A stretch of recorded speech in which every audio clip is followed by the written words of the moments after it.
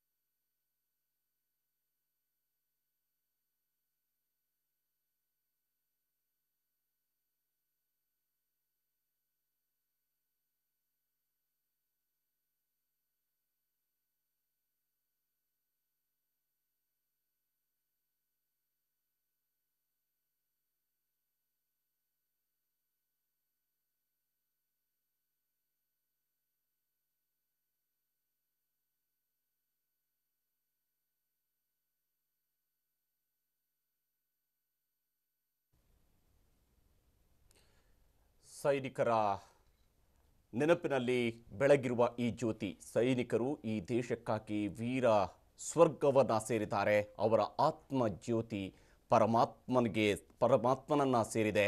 ಆದರೆ ಅವರು ಬಿಟ್ಟು ಹೋಗಿರುವ ಭರವಸೆಯ ಜ್ಯೋತಿ ಅದು ನಮ್ಮ ಕೈಯಲ್ಲಿರುವಂತಹದ್ದು. ಯಾಕೆಂದರೆ ಪ್ರತಿ ಸೈನಿಕನೂ ಕೂಡ ಈ ದೇಶಕ್ಕೊಂದು ಭರವಸೆ, ಈ ದೇಶದ ರಕ್ಷಣೆಯ ಒಂದು ಭರವಸೆ, ನಾವೆಲ್ಲರೂ ನೆಮ್ಮದಿಯಲ್ಲಿ ಇರಬಹುದು ಅನ್ನುವಂತಹ ಭರವಸೆ, ನಾವೆಲ್ಲರೂ ಕೂಡ ಸುಖದ ಜೀವನವನ್ನು ನಡೆಸಬೇಕು ಅನ್ನುವಂತಹ ಭರವಸೆಯನ್ನು ಈ ದೇಶದ ನಾಗರಿಕರಿಗೆ ಕಟ್ಟಿಕೊಡೋದು ಅದು ಭಾರತದ ಸೈನಿಕ, ಗಡಿ ಕಾಯುವಂತಹ ಸೈನಿಕರು. ಆ ಜ್ಯೋತಿ ಇವತ್ತು ನಮ್ಮ ಕೈಯಲ್ಲಿರುವಂತಹದ್ದು. ಈ ಜ್ಯೋತಿಯೊಂದಿಗೆ ಅಗಲಿರುವ ಸೈನಿಕರಿಗೆ, ಭಾರತವನ್ನು ಕಾಯುವ ಸೈನಿಕರಿಗೆ ನಮ್ಮ ನಮನವನ್ನು ಸಲ್ಲಿಸ್ತಾ ಇರುವಂತಹದ್ದು. ಇಡೀ ರಾಜ್ಯದ ಎಲ್ಲ ಜಿಲ್ಲೆಗಳಲ್ಲಿ, ಎಲ್ಲ ಜಿಲ್ಲಾ ಕೇಂದ್ರಗಳಲ್ಲಿ ನಮ್ಮ ಜೊತೆಗೆ TV9ನ ಜೊತೆಗೆ ಜನ ಸೇರಿ ಸೈನಿಕರಿಗೆ ಈ ನಮನವನ್ನು ಸಲ್ಲಿಸಿದ್ದಾರೆ. ಈ ಮೂಲಕವಾಗಿ ಸೈನಿಕರ ಆತ್ಮಜ್ಯೋತಿ ಪರಮಾತ್ಮನನ್ನು ಸೇರಲಿ, ಹಾಗೆಯೇ ಅವರು ಹುಟ್ಟು ಹೋಗಿರುವಂತಹ ಅವರು ಬಿಟ್ಟು ಹೋಗಿರುವಂತಹ ಭರವಸೆ ಇದೆಯಲ್ಲ ಅದು ನಮ್ಮ ಜೊತೆಗೆ ಸದಾಕಾಲ ಇರುತ್ತೆ ಮತ್ತು ಇದಕ್ಕೆ ಬೇಕಾದ ಪ್ರತೀಕಾರವನ್ನು ಅವರ ಸಾವು ವ್ಯರ್ಥ ಆಗಬಾರದು ಅನ್ನುವಂತಹ ಪ್ರತೀಕಾರವನ್ನು ಭಾರತ ತೆಗೆದುಕೊಳ್ಳುತ್ತೆ ಅನ್ನುವಂಥದ್ದು ಕೂಡ ಈ ಜ್ಯೋತಿ ಸಾಕ್ಷಿಯಾಗಿರುವಂತಹದ್ದು. ಈಗಾಗಲೇ ಬೆಂಗಳೂರಿನ ವಿವಿಧ ಭಾಗಗಳಲ್ಲೂ ಕೂಡ ಇದೇ ರೀತಿಯಾಗಿ ಜ್ಯೋತಿಯನ್ನು ಬೆಳಗೋದ್ರ ಮೂಲಕವಾಗಿ ಸೈನಿಕರಿಗೆ ನಮನವನ್ನು ಸಲ್ಲಿಸಿದ್ದಾರೆ. ಯಾಕಂದರೆ ನಾವು ಇಂತಹ ಸಂದರ್ಭದಲ್ಲಿ ಭಾರತ ಒಂದು ದೇಶವಾಗಿ ಒಗ್ಗಟ್ಟಾಗಿ ಒಂದೇ ಸ್ವರದಲ್ಲಿ ಒಂದೇ ಮಾತಿನಲ್ಲಿ ಒಂದೇ ಉಸಿರಿನಲ್ಲಿ ಸೈನಿಕರ ಜೊತೆಗೆ ಇರುತ್ತೆ ಅನ್ನುವಂತಹ ಸಂದೇಶವನ್ನು ಇವತ್ತು ಭಾರತ ದೇಶ ನೀಡ್ತಾ ಇರುವಂತಹದ್ದು. ನಮ್ಮ ರಾಜ್ಯದ ಜನ ಕೂಡ ಇದೇ ಮಾತನ್ನು ಇದೇ ಅಭಿಪ್ರಾಯವನ್ನು ಇದನ್ನೇ ಮನಸ್ಸಿನಲ್ಲಿ ಇಟ್ಟುಕೊಂಡು ಇವತ್ತು ಹೇಳ್ತಾ ಇರುವಂತಹದ್ದು. ಎಲ್ಲರೂ ಮಾತಾಡೋದಿಲ್ಲ, ಆದರೆ ಮೌನದ ಮೂಲಕ ನಮ್ಮ ಅಗಲಿರುವಂತಹ ಸೈನಿಕರಿಗೆ ನಮನವನ್ನು ಸಲ್ಲಿಸಿದ್ವಿ. ಟಿವಿ9 ಕರೆಗೆ ಹೋಗೊಟ್ಟು ರಾಜ್ಯದ ಬೇರೆ ಬೇರೆ ಭಾಗಗಳಲ್ಲಿ ಈ ರೀತಿಯಾಗಿ ನಮನವನ್ನು ಸಲ್ಲಿಸಿದ್ದಾರೆ. ವೀರ ಕಲಿಗಳ ಬಲಿದಾನ ಇದು ವ್ಯರ್ಥ ಆಗಬಾರ್ದು ಅನ್ನುವಂತಹದ್ದು ಎಲ್ಲರ ಮನಸ್ಸಿನಲ್ಲೂ ಕೂಡ ಇರುವಂತಹದ್ದು. ಯಾವುದೇ ಬಲಿದಾನವೂ ಕೂಡ ವ್ಯರ್ಥ ಆಗಬಾರದು. ಈ ದೇಶವನ್ನು ಕಟ್ಟುವಂತಹ ನಿಟ್ಟಿನಲ್ಲಿ ಅವರು ಬಲಿದಾನ ಆಗಿದೆ. ಆ ಬಲಿದಾನ ಯಾವತ್ತೂ ಕೂಡ ವ್ಯರ್ಥ ಆಗಬಾರದು. ಈ ದೇಶ ಮತ್ತೆ ಇಂತಹ ವಿಧ್ವಂಸಕಾರಿ ಕೃತ್ಯಗಳನ್ನು ಎಸಗುವವರನ್ನು ಬಗ್ಗು ಬಡಿಯುವಂತಹ ಕೆಲಸವನ್ನು ನಿರಂತರವಾಗಿ ಮಾಡುತ್ತೆ ಮತ್ತು ವಿಶ್ವದ ಮುಂದೆ ತಲೆ ಎತ್ತಿ ನಿಲ್ಲುತ್ತೆ ಅಂತೇಳಿ ಇಂತಹ ಯಾವುದೇ ಕೃತ್ಯಗಳು ಭಾರತದ ಅಭಿವೃದ್ಧಿಯನ್ನು ಭಾರತದ ಸಾರ್ವಭೌಮತ್ವವನ್ನು ಇಂಚೂ ಕೂಡ ಕದಲೋದಿಕ್ಕೆ ಬಿಡೋದಿಲ್ಲ ಅನ್ನುವಂತಹ ಸಂದೇಶವನ್ನು ಇವತ್ತು ಇಡೀ ದೇಶ ರವಾನೆ ಮಾಡಿರುವಂತಹದ್ದು. ಅದಕ್ಕಾಗಿಯೇ ನಮ್ಮ ಜೊತೆಗೆ ರಾಜ್ಯದ ಬೇರೆ ಬೇರೆ ಭಾಗಗಳಲ್ಲಿ ಜನ ಜಾಯ್ನ್ ಆಗಿ ವೀರ ಸೈನಿಕರಿಗೆ ಅವರು ವೀರ ಸ್ವರ್ಗವನ್ನು ಸೇರಲಿ ಅನ್ನುವಂತಹ ಪ್ರಾರ್ಥನೆಯೊಂದಿಗೆ ಜ್ಯೋತಿಯನ್ನು ಬೆಳಗಿದ್ದಾರೆ. ಕೋಟಿ ಜ್ಯೋತಿಗಳು ಬೆಳಗಿವೆ. ಅದರ ಮೂಲಕ ಸೈನಿಕರಿಗೆ ನಮನವನ್ನು ಸಲ್ಲಿಸಿದ್ದೇವೆ. ಎಲ್ಲರ ಕಣ್ಣುಗಳಲ್ಲಿ ಇವತ್ತು ದುಃಖ ಇದೆ, ಎಲ್ಲರ ಮನಸ್ಸು ಇವತ್ತು ಮರುಗ್ತಾ ಇದೆ. ಹಾಗೆಯೇ ಮನಸ್ಸಿನಲ್ಲಿ ಅಷ್ಟೇ ದೊಡ್ಡದಾದಂಥ ಆಕ್ರೋಶ ಇದೆ, ಉದ್ವೇಗ ಇದೆ. ಎಲ್ಲ ಇದಕ್ಕೆ ತಕ್ಕ ಪಾಠವನ್ನು ಇದುವರೆಗೆ ಸಹಿಸಿದ್ದು ಸಾಕು, ಇನ್ನಾದರೂ ಕೊಡಬೇಕು ಅನ್ನುವಂತಹ ಒಕ್ಕೊರಲಿನ ಕೂಗು ಇಡೀ ದೇಶಾದ್ಯಂತ ಕೇಳಿ ಬರ್ತಾ ಇರುವಂತಹದ್ದು.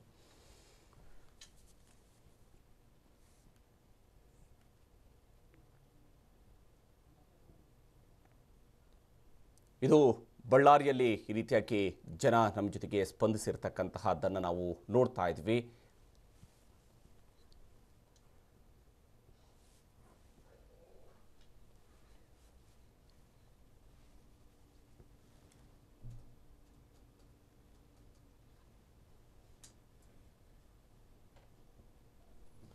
ವೀರ ಕಲಿಗಳನ್ನು ನೆನಪಿಸಿ ಇವತ್ತು ರಾಜ್ಯದ ಬೇರೆ ಬೇರೆ ಭಾಗಗಳಲ್ಲಿ ಜನ ಮೊಂಬತ್ತಿಯನ್ನು ಬೆಳಗುವ ಮೂಲಕ ಸೈನಿಕರಿಗೆ ನಮನವನ್ನು ಸಲ್ಲಿಸ್ತಾ ಇದ್ದಾರೆ.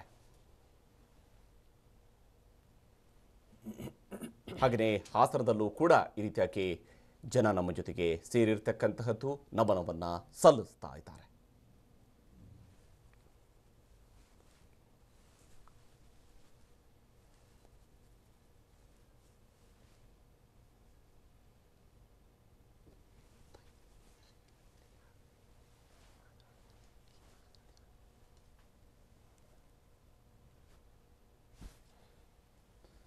ಎಸ್, ಇದು ಬಾಗಲಕೋಟೆಯಲ್ಲಿ ಜನ ಸೇರಿ ಟಿವಿ9 ಜೊತೆ ಸೇರಿ ಈ ರೀತಿಯಾಗಿ ಮೊಂಬತ್ತಿಯನ್ನು ಬೆಳಗೋದ್ರ ಮೂಲಕವಾಗಿ ನಮನವನ್ನು ಸಲ್ಲಿಸ್ತಾ ಇರುವಂತಹ ದೃಶ್ಯವನ್ನು ಕೂಡ ನಾವು ನೋಡ್ತಾ ಇದ್ದೀವಿ. ಹೀಗೆ ಬೆಳಗಾಮಲ್ಲೂ ಕೂಡ ಇದೇ ರೀತಿಯಾಗಿ ಸೇರಿರುವಂತಹ ಜನ ಆ ಮೂಲಕವಾಗಿ ನಮನವನ್ನು ಸಲ್ಲಿಸಿದ್ದಾರೆ. ತಾಯಿ ಭಾರತೀಯನ ನೆನೆದು ಆ ಮೂಲಕವಾಗಿ ನಮನವನ್ನು ಸಲ್ಲಿಸ್ತಾ ಇರುವಂಥದ್ದು. ವೀರ ಸೈನಿಕರಿಗೆ ನಮನವನ್ನು ಇಡೀ ರಾಜ್ಯ ಇವತ್ತು ಸಲ್ಲಿಸ್ತಾ ಇದೆ, ಇಡೀ ದೇಶ ಇವತ್ತು ನಮನವನ್ನು ಸಲ್ಲಿಸ್ತಾ ಇದೆ.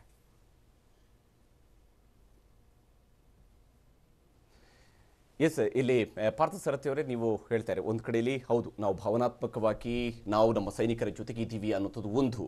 ಇನ್ನೊಂದು ನೀವು ಹೇಳ್ತಾ ಇರಿ ಇಲ್ಲ ಡಿಪ್ಲೊಮಸಿ ಅನ್ನೋಂಥದ್ದು ಎಷ್ಟು ಇಂಪಾರ್ಟೆಂಟ್ ರೂಲ್ ಆಗುತ್ತೆ ಇಂತಹ ಸಂದರ್ಭಗಳಲ್ಲಿ. ಆದರೆ ಒಂದೇನೆಂದರೆ ನಾವು ರಿಪೀಟೆಡ್ಲಿ ಡಿಪ್ಲೊಮಸಿ ಮೂಲಕವಾಗಿ ಅವರ ಮೇಲೆ ಪ್ರೆಷರ್ ಮಾಡುವಂಥದ್ದು. ಆದರೆ ಪಾಕಿಸ್ತಾನ ಯಾವತ್ತೂ ಕೂಡ ಪಾಠವನ್ನು ಕಲಿತಾ ಇಲ್ಲ ಅನ್ನೋಂಥದ್ದನ್ನ ರಿಪೀಟಾಗಿ ಭಾರತ ಅದನ್ನು ಅನುಭವಿಸ್ತಾನೆ ಇದೆ ಅಂತೇಳಿ. ಹಾಗಾದರೆ ನಾವು ಮತ್ತೆ ವಾಪಸ್ ಅದಕ್ಕೆ ಹೋಗ್ತಾ ಇದ್ವಿ. ಹೌದು, ಅದನ್ನೇ ಮಾಡಲೇಬೇಕಂತ ಅನಿವಾರ್ಯತೆ ಇದೆ. ಒಂದು ವಿಶ್ವಮಟ್ಟದಲ್ಲಿ ನಾವು ಒಂದು ರಾಷ್ಟ್ರವಾಗಿರುವಾಗ ನಾವು ಅದನ್ನು ಮಾಡಬೇಕಂತ ಅನಿವಾರ್ಯತೆ ಇದೆ, ನಿಜ. ಆದರೆ ಎಷ್ಟು ಅಂತೇಳಿ ಸಹಿಸ್ಕೊಳ್ಬೇಕಾಗತ್ತೆ ಅಂತ. ಇವಾಗ 2 ನಿಮಿಷದ ಹಿಂದೆ ನಾವೆಲ್ಲ ಇಲ್ಲಿ ಕೂಟಿದ್ದು ಒಂಥರ ನಿಜವಾಗ್ಲೂ ಒಂಥರ ಉದ್ವೇಗಭರಿತ ಕ್ಷಣ. ಇಂಡಿವಿಜುವಲಿ ನನಗೂ ಕೂಡ ರಕ್ತ ಕುದಿತಾ ಇರುತ್ತೆ. ಓಕೆ, ಏನಾದರೂ ಮಾಡಬೇಕು, ಮಾಡಿ ಎಷ್ಟು ದಿವಸ ತಡ್ಕೊಳ್ಳೋಕ್ಕಾಗತ್ತೆ, ಮಾಡಬೇಕು ಅಂತ ಅನಿಸುತ್ತೆ. ಆದರೆ ಈಗ ಕೂಡ ಲಿಮಿಟೆಡ್ ವಾರ್ ಅಂತ ಅಂದ್ಕೊಂಡು ಹೋದ್ರೂ ಕೂಡ it may be 10 days 15 days 5 days, but ಆ ಲಿಮಿಟೆಡ್ ವಾರಲ್ಲಿ ಇಟ್ ಈಸ್ ನಾಟ್ ಒಂದೇ ದೇಶನ ಡಿಸ್ಟ್ರಾಯ್ ಮಾಡೋದಕ್ಕಾಗೋದಿಲ್ಲ. ಎಲ್ಲಿ ಅಲ್ಲಿ ಡಿಸ್ಟ್ರಕ್ಷನ್ ಇರುತ್ತೆ ನಮ್ಮಲ್ಲೂ ಡಿಸ್ಟ್ರಕ್ಷನ್ ಆಗೇ ಆಗುತ್ತೆ. ಆದ್ದರಿಂದ ಅದರಿಂದ ಅಲ್ಲಿ ಆಗೋದ್ರ ಜೊತೆಗೆ ನಮಗೆಷ್ಟು ತೊಂದರೆ ಆಗುತ್ತೆ ಅನ್ನೋದನ್ನು ಖಂಡಿತ ನೋಡಬೇಕು, ನೋಡಿಕೊಂಡು ಹೆಜ್ಜೆ ಇಡಬೇಕು ಫಸ್ಟು. ಎರಡನೇದು ಒಂದೇ ಒಂದು ಸಣ್ಣ ವಿಷಯ. ಲೆಟ್ ಅಸ್ ಅಸ್ಯೂಮ್ ಪಾಕಿಸ್ತಾನ ಚಿಂದಿ ಮಾಡಿದ್ರಿ, ಚಿತ್ರ ಆಯಿತು. So do you want a place where ಪಕ್ಕದಲ್ಲಿ ತಾಲಿಬಾನು ಟೆರರಿಸ್ಟು ಅಷ್ಟೆಲ್ಲ ಇರೋ ಕಡೆ ಇನ್ನೊಂದು ಕಡೆ ಛಿದ್ರವಾಗಿರೋ ಇನ್ನೊಂದು ಒಂಥರ ಟೆರರಿಸ್ಟ್ಗೆ ಫಲಭರಿತವಾದಂಥ ಒಂದು ಜಾಗ ನೀವು ಕ್ರಿಯೇಟ್ ಮಾಡ್ತೀರಾ? ಅನ್ಲೆಸ್ ಮೊದಲು ಅಲ್ಲಿ ಆದರೆ ಏನು ಮಾಡಬಹುದು, ಹೇಗೆ ಆಗಬಹುದು, ಓಕೆ, ಅದರಿಂದ ಏನು ಎಫೆಕ್ಟ್ ಆಗುತ್ತೆ ಅಂತ ನೋಡದೇ ಇದ್ದರೆ, ಐ ಆಮ್ ನಾಟ್ ಸೇಯಿಂಗ್ ನೀವು ಡಿಪ್ಲೊಮೆಸಿನೇ ಮಾಡ್ತಾಯಿರಿ ಯಾವಾಗಲೂ ಅಂತ ಇಲ್ಲ. You have to take action. But ನಾನು ಏನು ಸಜೆಸ್ಟ್ ಮಾಡ್ತಾ ಇರೋದು, ನೀವು ಏನು ಮಾಡಿದ್ರೂ ಈಗ ಉದ್ವೇಗದಿಂದ ಯಾವುದನ್ನು ಮಾಡೋದೂ ಏನು ಉಪಯೋಗ ಆಗೋದಿಲ್ಲ. ಇದನ್ನು ನಿಮ್ಮ ಆರ್ಮಿ ಹೆಡ್ಡು, ಏರ್ಫೋರ್ಸು ಎಲ್ಲರನ್ನೂ ಕರೆಸಿ ಕೂರಿಸಿ ನೀವು ಡಿಸ್ಕಸ್ ಮಾಡಿ everything you do, pros and ಕಾನ್ಸನ್ನೆಲ್ಲ ವೇಯ್ ಮಾಡಿ, then you take a decision. ಇದುವರೆಗೆ ನಾವು ಮಾಡಿದ್ದು ಯಾವುದೂ ಆಗಿಲ್ಲ, ಇದುವರೆಗೆ ಮಾಡಿದ್ರೆ 2 ವಿಷಯ ತೊಗೋಬೇಕು. ಒಂದು ಇದುವರೆಗೆ ನಾವು ಮಾಡಿದ್ರೆ ಯಾವ ರೀತಿ ಹಿಂದೆ ಮಾಡದೇ ಇರೋ ಥರದ್ದು ಮುಂದೆ ಮಾಡಿ ಉಪಯೋಗ ಆಗುವಂಥದ್ದು ಮಾಡ್ಬೋದು ಒಂದು. ಎರಡನೇದು, ನಮ್ಮ ಕಾಶ್ಮೀರದಲ್ಲಿರೋ ಜನತೆ ಇದ್ದಾರಲ್ಲ, ನಮ್ಮ ಜನತೆ, ಅವರು ನಮ್ಮ ಮೇಲೆ ಟ್ರಸ್ಟ್ ಮಾಡೋ ಥರ, ನಮಗೆ ಫುಲ್ ಸಪೋರ್ಟ್ ಮಾಡೋ ಥರ ಮಾಡೋದಕ್ಕೆ ಏನು ಆ್ಯಕ್ಷನ್ ತೊಗೋಬೋದು. Because without that their support you cannot do much. ಇದು ಎರಡನ್ನು ಮಾಡಬೇಕು ಅಂತ. ನಮ್ಮ ಜೊತೆಯಲ್ಲಿರೋರು ಅವರ ಆಕ್ರೋಶ ನನಗೆ ಅರ್ಥ ಆಗಲ್ಲ ಅನ್ನೋಲ್ಲ. ಅವ್ರಿಗೆ ಎಷ್ಟು ಆಕ್ರೋಶ ಇದೆ ನನಗೂ ಅಷ್ಟೇ ಆಕ್ರೋಶ ಇದೆ ಆ್ಯಸ್ ಎನ್ ಇಂಡಿವಿಜುವಲ್. ಬಟ್ ಅಷ್ಟು ಆಕ್ರೋಶ ಇದೆ ಅಂದ್ಕೊಂಡು ಆಕ್ರೋಶಕ್ಕೆ ನಾವು ಬಲಿಯಾಗಿ ಏನಾದರೂ ಡಿಸಿಷನ್ ತೊಗೊಳಕ್ಕೆ ಹೋದರೆ ಅದು ನಮಗೆ ಒಳ್ಳೆಯದಲ್ಲ ಅಂತ ನನಗನ್ಸುತ್ತೆ ಅಷ್ಟೇ. ಧನ್ಯವಾದ. ಆದರೆ ಇಲ್ಲಿ ತಾವು ಹೇಳ್ತೀರಿ ಶಂಕರ್ ಅವರೇ, ಯಾಕಂದರೆ ಈ ಸಂದರ್ಭ ಯಾವ ರೀತಿಯಾಗಿರುವಂಥದ್ದು ಅಂದರೆ, ಈಗ ಸ್ನೋಫಾಲ್ ಆಗ್ತಾ ಇರುವಂತಹ ಸಂದರ್ಭ, ಇಡೀ ವೆದರ್ ಯಾವ ರೀತಿಯಾದಂತಹ ಕಂಡೀಷನಲ್ಲಿದೆ ಅನ್ನುವಂಥದ್ದು, ಇಂತಹ ಸಂದರ್ಭದಲ್ಲಿ ಆಗ್ಬೋದಾಗಿರ್ತಕ್ಕಂತಹ, ಯಾಕಂದರೆ ಎಂಡ್ ಆಫ್ ದ ಡೇ ಇವಾಗ ಆರ್ಮಿ ತೆಗೆದುಕೊಳ್ಬೇಕಾಗಿರ್ತಕ್ಕಂಥ ಆ್ಯಕ್ಷನ್ಗಳಿಗೆ ವೆದರ್ ಕೂಡ ಪರ್ಮಿಟ್ ಮಾಡ್ತಾ ಇರಬೇಕಾಗತ್ತೆ. ಅಲ್ಲಿಯ ದೃಶ್ಯವನ್ನು ನೋಡ್ತಾ ಇದ್ದಾಗ ಅಷ್ಟೊಂದು ಮೈನಸ್ ಡಿಗ್ರಿಯಲ್ಲಿ ಇರ್ತಕ್ಕಂತಹ ಒಂದು ಟೆಂಪ್ರೇಚರ್ ಇದೆ ಇವತ್ತಲ್ಲಿ. ನೋಡಿ, ಅಲ್ಲಿ ಒಂದೇ ಸಲ ಸೈನಿಕರು ಆ ಟೆಂಪ್ರೇಚರಲ್ಲಿ ಹೊಂದಿಕೊಳ್ಳಿಕ್ಕೆ ಸಾಧ್ಯ ಇಲ್ಲ. ಹಂತ ಹಂತವಾಗಿ ಕಾರ್ಗಿಲ್ ಏರಿಯಾ ಇರ್ಬೋದು, ಸಿಯಾಚಿನ್ ಏರಿಯಾ ಇರ್ಬೋದು, ಅಕ್ಲಮೈಜೇಷನ್ ಮಾಡಿ ಅಲ್ಲಿ ಹೋಗಬೇಕಾಗತ್ತೆ. ಹೋಗಿ ಅಲ್ಲಿ ಸೈನಿಕರು ಹೊಂದ್ಕೊಂಡು ಅಲ್ಲಿ ವಾತಾವರಣಕ್ಕೆ ಹೊಂದ್ಕೋಬೇಕಾಗತ್ತೆ. ಅಲ್ಲಿ ವಾತಾವರಣಕ್ಕೂ ಹೊಂದ್ಕೊಂಡು ಈಗ ಕೆಲವೊಂದು 18 ವರ್ಷದ ಹಿಂದಿನ ಮಾತೆ ಹೇಳ್ತೀನಿ ನಾನು. ನಾವು ನೈಟ್ ಪೆಟ್ರೋಲಿಂಗ್ ಮಾಡ್ತೀವಿ, ಹೊರಗಡೆ ರಾತ್ರಿ ಹೊತ್ತು ನೈಟ್ ಪೆಟ್ರೋಲಿಂಗ್ ಮಾಡಬೇಕಿದ್ರೆ ನಮ್ಮನ್ನು ಯಾವ ಥರ ನಿಂದನೆ ಮಾಡ್ತಾರೆ ಅಂತ ಹೇಳಿದ್ರೆ, ಅಲ್ಲಿ ದೇಖೋ ಇಂಡಿಯನ್ ಡಾಗ್ಸ್ ಆ ರहा है, हाँ इंडियन कुत्ता लोग आ रहा है, सर्च कर रहा है इंडियन कुत्ता लोग, भाग जाओ यहाँ से ಅಂತ ಕಲ್ಲು ಬೀಳುತ್ತೆ ಸರ್ ನಮ್ಮ ಮೇಲೆ. ಯಾವ ಥರ ಕಲ್ಲು ಬೀಳುತ್ತೆ ಅಂತಂದರೆ ಯಾವ ಕಡೆಯಿಂದ ಕಲ್ಲು ಬರುತ್ತೆ ಅಂತ ಹೇಳೋಕ್ಕಾಗಲ್ಲ. ಇಲ್ಲಿ ನನಗೆ ಜ್ಞಾಪಕ ಬಂದು ಒಂದು ಹೇಳಲೇಬೇಕು. ಒಂದು ಸರಿ ಒಬ್ಬ ಸೈನಿಕ 2 ನಾಯಿಗಳನ್ನ ಕರ್ಕೊಂಡು ಹೋಗ್ತಾ ಇರ್ತಾನೆ. ಆ ಸಂದರ್ಭದಲ್ಲಿ ಯಾವನೊಬ್ಬ ಬಂದು ಕಲ್ಲೆಸಿತಾನೆ, ಪಾಪ ಸೈನಿಕ ಏನೋ ಮಾಡೋ ಸ್ಥಿತಿಲಿರಲ್ಲ, ನಾಯಿಗಳು ಕಚ್ಚಾಕ್ತಾವೆ ನೋಡಿ ಅವ್ರನ್ನ. ನೋಡಿ ಯಾವ ಥರ ಅಂದರೆ, ನಮ್ಮನ್ನು ಒಂದು ಥರ ಅಲ್ಲಿ ಪಾಕಿಸ್ತಾನದಿಂದ ಅಲ್ಲಿ ಏನು ಆತಂಕವಾದಿಗಳಿದ್ದಾರೆ ಅವರಿಗೆ ಅವರು ವೀರ ಜವಾನ್ ಅಂತ ಹೇಳ್ತಾರೆ, ಅವ್ರಿಗೆ ಭಾಳ ಸಪೋರ್ಟ್ ಮಾಡ್ತಾರೆ, ಅವರು ಎಲ್ಲ ಕಡೆಯೂ ಸಪೋರ್ಟ್ ಮಾಡ್ತಾರೆ. ನಮ್ಮನ್ನು ಯಾವ ಥರ ಟ್ರೀಟ್ ಮಾಡ್ತಾರೆ ಅಂತಂದರೆ 99.9% ಅಲ್ಲಿ ನಮ್ಮನ್ನು ಇಂಡಿಯನ್ ಡಾಗ್ಸ್ ಅಂತ ಹೇಳ್ತಾರೆ. ನಮ್ಮ ಭಾರತದಿಂದ ಏನು ಹೋಗಿಲ್ಲ ಅಂದ್ರೆ ನಾಯಿಪಾಡೆ ಅವ್ರದ್ದು. ಸರ್ ಅದು ಅರ್ಥ ಅಲ್ಲಿ ಮಾಡ್ಕೋಬೇಕಲ್ಲ. ನಾನೊಂದು ಹೇಳ್ತೀನಿ, ನಮ್ಮ ಸರ್ಕಾರ ಅಲ್ಲಿ ಕೋಟ್ಯಾಧಿಪತಿಗೆ BPL ಕಾರ್ಡ್ ಕೊಟ್ಟಿದ್ದಾರೆ ಸರ್. ಏನಂತೀರ ನೀವು ಇದಕ್ಕೆ? ಅಲ್ಲಿನ ಕೋಟ್ಯಾಧಿಪತಿಗೆ BPL ಕಾರ್ಡ್ ಕೊಟ್ಟಿದೆ ನಮ್ಮ ಸರ್ಕಾರ. ಏನು ಹೇಳ್ತಾರೆ ಇದಕ್ಕೆ? ಆ ರೀತಿ ಎಲ್ಲ ರೀತಿಯಿಂದ ಫ್ರೀ ರೇಷನ್ ತಗೊಂಡು ಫ್ರೀ ಇದ್ಕೊಂಡು ಎಲ್ಲ ತಗೊಂಡು ಕೂಡಿ ನಮ್ಮ ನೆಲಕ್ಕೆ ಅವರು ದ್ರೋಹ ಬಗೆತಾರೆ ಅಂತಂದರೆ ಪ್ರಪಂಚದಲ್ಲೇ ಇಂಥ ವ್ಯವಸ್ಥೆ ಎಲ್ಲಿಯೂ ಇಲ್ಲ. ಹುತಾತ್ಮರಿಗೋಸ್ಕರ 1 ನಿಮಿಷ ಶ್ರದ್ಧಾಂಜಲಿ ಆಯಿತು. ಇಡೀ ರಾಜ್ಯಾದ್ಯಂತ ಜನ ಎಷ್ಟರ ಮಟ್ಟಿಗೆ ಸ್ಪಂದಿಸಿದ್ರು ನೋಡ್ತಾ ಇದ್ದೀರಿ. ನಾನು ಹೇಳ್ತಾ ಇದ್ದೀನಿ ಏನು ಅಂತಂದ್ರೆ, ಅದರಲ್ಲೂ ಯುವಕರೇ ಹೆಚ್ಚು. ನಮ್ಮ ಸಮಾಜದಲ್ಲಿ ಯುವಕರ ರಕ್ತ ಕುದೀತಾ ಇದೆ. ಯಾಕೆ ನಮ್ಮ ದೇಶಕ್ಕಿಂತ ಸ್ಥಿತಿ ಬಂತು ಅಂತ. ಬಹುಶಃ ಹಿಂದಿನ ಜನಗಳಿಗೂ ಆ ದೇಶಭಕ್ತಿ, ಆ ಭಾವ ಅನ್ನುವಂಥದ್ದು ಇತ್ತು. ಆದರೆ ಈಗಿನ ಜನ್ರೇಷನ್ ಇದೆಯಲ್ಲ, ಅವರಿಗೆ ಆದಷ್ಟು ಬೇಗ ತಲುಪುತ್ತೆ ಸಂಗತಿಗಳು ಅನ್ನುವಂಥದ್ದು. ಇವತ್ತು ನೀವು ಯಾವುದೇ ವಾಟ್ಸಪ್ ನೋಡಿ, ಇವತ್ತು ನೀವು ಯಾವುದನ್ನೇ ನೋಡಿ ಸೋಷಿಯಲ್ ಮೀಡಿಯಾನ, ಇವತ್ತು ಎಷ್ಟರ ಮಟ್ಟಿಗೆ ಸ್ಪಂದನೆ ಇದೆ ಅಂತಂದರೆ ನೆನ್ನೆಯಿಂದ ಗಮನಿಸ್ತಾ ಇದ್ದೀವಿ. ಅಂದರೆ ಇಡೀ ದೇಶದ ಯುವ ಪೀಳಿಗೆ ಇದೆಯಲ್ಲ, ಅದು ಜಾಗೃತವಾಗಿದೆ ಅನ್ನುವಂಥದ್ದು. ನಾನು ಕೆಲವೊಂದು ಸಂಗತಿಗಳ ಬಗ್ಗೆ ಮಾತಾಡಲೇಬೇಕು. ಏರ್ ಮಾರ್ಷಲ್ ಮುರಳಿ ಅವ್ರ ಜೊತೆ ಮಾತಾಡ್ತೀನಿ. ಅದಾದ ನಂತರ ಇಲ್ಲಿ ಯುವಕರಿದ್ದಾರೆ, ಅವ್ರ ಜೊತೆ ಮಾತಾಡುವಂಥ ಪ್ರಯತ್ನ ಮಾಡ್ತೀನಿ. ಮುರಳಿಜಿ, ಒಂದು ಗಮನಿಸಬೇಕಾದಂಥ ಸಂಗತಿ ಅಂದರೆ, ಒಂದು ಪಕ್ಷ ಏನಾದರೂ ಈಗ ಭಾರತ ಒಂದು ಹೆಜ್ಜೆ ಮುಂದಿಡ್ತು ಅಂದ್ಕೊಳ್ಳಿ, ಒಂದು ಹೆಜ್ಜೆ ಮುಂದಿಡ್ತು, ಅದು ಯಾವ ರೀತಿ ಆಪರೇಷನ್ ಅದು ಆಗಿರ್ಬೋದು. ಈ ವೆದರ್ ಕಂಡೀಷನ್ ನೋಡಿದಂಥ ಸಂದರ್ಭದಲ್ಲಿ ಅದು ಭಾರತಕ್ಕೆ ಪಾಸಿಟಿವ್ ಆಗುತ್ತಾ ಅನ್ನುವಂಥದ್ದು. ನೀವು ಕಳೆದ 3 ಕಾನ್ಫ್ಲಿಕ್ಟನ್ನು ನೀವು ಮೇಲೆ ಗಮನ ಕೊಟ್ಟರೆ ಯಾವಾಗಲೂ ಫೇರ್ ವೆದರ್ ಕಂಡೀಷನ್ಸಲ್ಲೇ ಕಾನ್ಫ್ಲಿಕ್ಟ್ ಆಗಿರೋದು. ಫೇರ್ ವೆದರ್ ಈಗ ಭಾಳ ಇಂಪಾರ್ಟೆಂಟ್ ಏನು ಅಂದರೆ, ಇದಕ್ಕೆ ಇದು ನಮ್ಮ ಆರ್ಮಿಗೆ ಏರ್ ಸಪೋರ್ಟ್ ಬೇಕು. ಎಲ್ಲದಕ್ಕೂ ಏರ್ ಸಪೋರ್ಟ್ ಬೇಕು. ನೀವು ಸರ್ಜಿಕಲ್ ಸ್ಟ್ರೈಕ್ ಮಾಡಿದ್ರೆ ನಾಳೆ ಹೆಲಿಲಿಫ್ಟ್ ಬೇಕು. ನೀವು ನಿಜವಾಗ್ಲೂ ಲಿಮಿಟೆಡ್ ವಾರೇ ಮಾಡ್ತೀನಿ ಅಂತಂದರೆ ಇದರ ಫುಲ್ ಏರ್ ಸುಪೀರಿಯಾರಿಟಿ ಮಿಷನ್ಸ್ ಬೇಕು. ಅದನ್ನು ವೆದರ್ ಕಂಡೀಷನ್ಸ್ ಚೆನ್ನಾಗಿಲ್ಲದೆ ಇದ್ದರೆ ಹೇಗೆ ಮಾಡ್ತೀರಾ? ಮಾಡೋಕ್ಕಾಗಲ್ಲ. ನೀವು ಆ ವೆದರ್ ಪರವಾಗಿಲ್ಲ, ಏನಂತ ಸ್ವಲ್ಪ ಇದನ್ನು ಫಾಗು ಅದು ಇದ್ದರೆ ಏನು ಪರವಾಗಿಲ್ಲ, ಮಳೆ ಬಂದರೆ ಪರವಾಗಿಲ್ಲ, ನಮ್ಮ ಸೈನಿಕರು ಹೋಗಿ ಯುದ್ಧ ಮಾಡ್ತಾರೆ ಅನ್ನೋ ಕಾನ್ಸೆಪ್ಟು ಸಾಧ್ಯವೇ ಇಲ್ಲ. ಅದಕ್ಕೆ ಈಗ ಇದನ್ನು ಸೈನಿಕರು ಮುಂದುವರಿಬೇಕಾದ್ರೆ, LOC ಕ್ರಾಸ್ ಮಾಡಬೇಕಾದ್ರೆ ಅಥವಾ ಅವ್ರನ್ನ LOC ಹತ್ರ ಡ್ರಾಪ್ ಮಾಡಬೇಕಾದ್ರೆ, you need full air cover, heli cover and ಇದು ಸಪೋರ್ಟ್ ಫೈರ್. ಸಪೋರ್ಟ್ ಫೈರ್ ಇಲ್ಲ, ನಾವು ರಾತ್ರಿ ಮಾಡ್ತೀವಿ, ಸಪೋರ್ಟ್ ಫೈರ್ ಏನು ಬೇಕಾಗಿಲ್ಲ, ಬರೀ ಹೆಲಿಲಿಫ್ಟ್ ಹೆಲಿಲಿಫ್ಟ್ ಮಾಡಿ ಆದರೂ ವೆದರ್ ಬೇಕು, ಒಳ್ಳೆ ವೆದರ್ ಬೇಕು. ಸೊ ಇವೆಲ್ಲ ನಾವು ಇದಕ್ಕೇನಂತೀವಿ, ಫೇರ್ ವೆದರ್ ವಾರ್ ಅಂತೀವಿ ಇದಕ್ಕೆ. But weather plays a very very very very important role. In fact ಇದನ್ನು ಬರೀ ನಮ್ಮ ಇದಷ್ಟೇ ಅಲ್ಲ, ನಮ್ಮ ವಾಯುಸೇನೆ ವಿಷಯ ಅಷ್ಟೇ ಅಲ್ಲ, ಆರ್ಮಿಗೂ ಅಷ್ಟೇ. ಈಗ ಬೇಕಾದಷ್ಟು ನಮ್ಮ ಹತ್ರ ಸಾಧನಗಳಿದೆ. ನೈಟ್ ವಿಷನ್ ಗಾಗಲ್ಸ್ ಇದೆ, ನಮ್ಮದು ಫುಲ್ ಇದರದ್ದು ಬಟ್ಟೆಗಳಿದೆ, ಅದರದ್ದು ಸ್ಪೆಷಲ್ ಕೇಪ್ಸ್ ಎಲ್ಲ ಇದೆ. ಈಗ ಬೇಕಾದಷ್ಟು ಸಾಧನಗಳಿದೆ. ಆದ್ರೂ ಇದನ್ನು weather plays a very very important role. ಈ ಸಮಯದಲ್ಲಿ ಈಗಿನ ಸಿಚುವೇಶನ್ ಮೊನ್ನೆ ಲಾಸ್ಟ್ 3 ದಿವಸದಿಂದ ಅಲ್ಲಿ ಸಿಕ್ಕಾಪಟ್ಟೆ ತೊಂದರೆ ಆದ ಕಾರಣಕ್ಕಾಗಿ ಇಷ್ಟೊಂದು ಕಾನ್ವಾಯ್ ಕೂಡ ಇಲ್ಲಿ ಸ್ಟಾಪ್ ಆಗಿತ್ತು. ಹಾಗಾಗಿ ಇಷ್ಟು ದೊಡ್ಡ ಸಂಖ್ಯೆಯಲ್ಲಿ ಕಾನ್ವಾಯ್. ಹೌದು, ಅದಕ್ಕೆ ನಮ್ಮ ಚೀಫ್ ಆಫ್ ಆರ್ಮಿ ಸ್ಟಾಫ್ ಹೇಳಿದ್ರು, we will select A time of our choosing and the place of our choosing. ನಾವು ಯಾವ ಟೈಮಲ್ಲಿ ಹೊಡಿಬೇಕು ಹೊಡಿತೀವಿ, ಎಲ್ಲಿ ಹೊಡಿಬೇಕು ಹೊಡಿತೀವಿ. 1966ನಲ್ಲಿ ಭಾರತ ಸ್ಟ್ರೈಕ್ ಮಾಡಿದಾಗ ಇದೇ ಮಾತನ್ನೇ ಅವತ್ತು ಭಾರತದ ಪ್ರಧಾನಮಂತ್ರಿ ಆಗಿದ್ದಂತಹ ಲಾಲ್ ಬಹದ್ದೂರ್ ಶಾಸ್ತ್ರಿ ಅವರಿಗೆ ಅವತ್ತಿನ ಆರ್ಮಿ ಚೀಫ್ ಹೇಳಿದಂತಹ ಮಾತು ಆಗಿತ್ತಿದು. ಇದು ನಮ್ಮ ಆರ್ಮಿ ಚೀಫ್ ಈ ಮಾತಲ್ಲಿ ನಾವು ಅರ್ಥ ಮಾಡ್ಕೋಬೇಕು. ಅವ್ರು ಏನು ಹೇಳ್ತಾರೆ, ನಮಗೆಲ್ಲ ಥರ ಕೇಪಬಿಲಿಟಿ ಇನ್ನೂ ಇದೆ, ನಮ್ಮನ್ನು ನೀವು ನಮ್ಮ ಮೇಲೆ ಸಂದೇಹ ಬೇಡ, ನಾವು ಹೊಡಿತೀವಿ, ಆ ಸರಿಯಾದ ಟೈಮ್ ನೋಡ್ಬಿಟ್ಟು ಹೊಡಿತೀವಿ ಅಂತ ಅವರು ಸರಿಯಾದ ಭರವಸೆ ಕೊಟ್ಟಿದ್ದಾರೆ. ಆ್ಯಕ್ಚುಲಿ ಎಲ್ಲ ಥರ ಸಾಧನಗಳು ಇದೆ, ಎಲ್ಲ ಥರ ನಮಗೆ ಇದು ಇದೆ, ಒಳ್ಳೆ ಜೋಶ್ ಇದೆ, ಹೊಡಿಬೇಕು ಅಂತ.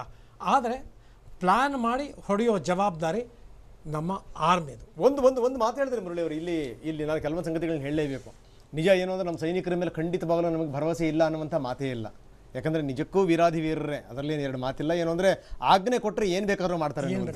ಆದರೆ ಎಷ್ಟೋ ಸಂದರ್ಭಗಳಲ್ಲಿ ಸೈನಿಕರು ಗೆದ್ದಂಥ ಯುದ್ಧವನ್ನು ರಾಜತಾಂತ್ರಿಕವಾಗಿ ರಾಜಕಾರಣಿಗಳು ಸೋಲಿಸಿದಂಥ ಉದಾಹರಣೆಗಳು ಕೂಡ ಇದೆ ಅಂತ ಅನ್ನುವಂಥದ್ದು. 71 ಘಟನೆ ಹೇಳಲೇಬೇಕು ನಾನು.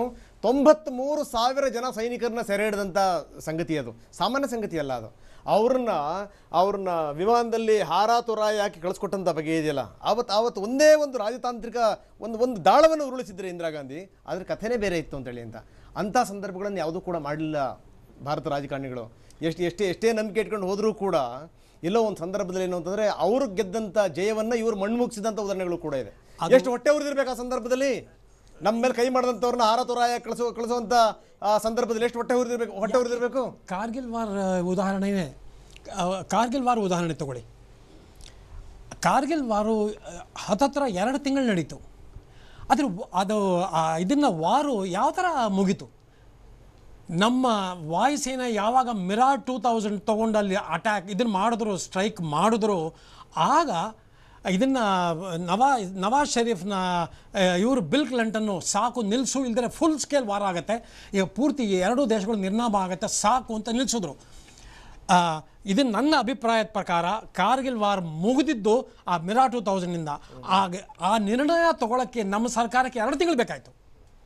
ಎಸ್, ಅಂದರೆ ಪೂರ್ತಿ ನಿರ್ನಾಮ ಆಗ್ತಿತ್ತು ಅನ್ನುವಂಥದ್ದು ಎಷ್ಟರ ಮಟ್ಟಿಗೆ ಒಪ್ಕೊಳ್ಳೋಕೆ ಸಾಧ್ಯನೋ ಗೊತ್ತಿಲ್ಲ ನನಗೆ. ಆದರೆ ಒಂದು ಮಾತ್ರ ನಿಜ, ಬಹಳ ಅದ್ಭುತವಾಗಿ ಆಗಲೇ ನಾವು ಮಾತಾಡುವಂಥ ಸಂದರ್ಭದಲ್ಲಿ, ಯುದ್ಧವನ್ನು ಮಾಡಿದಂಥ ಸಂದರ್ಭದಲ್ಲಿ ನಾವು ಅನುಭವಿಸುವಂಥ ಯಾತನೆಗಳು ಏನೇನು ಅನ್ನುವಂಥದ್ದು. ಯಾಕಂದರೆ ಆರ್ಥಿಕವಾಗಿ ಭಾಳ ಮುಂದುವರಿತಿರುವಂಥ ರಾಷ್ಟ್ರ, ಎಲ್ಲೋ ಒಂದು ಕಡೆ ದಿಢೀರ್ನೇ 15-20 ವರ್ಷ 25 ವರ್ಷ ಹಿಂದಕ್ಕೆ ಹೋಗ್ಬಿಟ್ರೆ ಮುಂದಿನ ಗತಿ ಏನು ಅನ್ನೋದನ್ನು ಯೋಚನೆ ಮಾಡ್ತಾರೆ.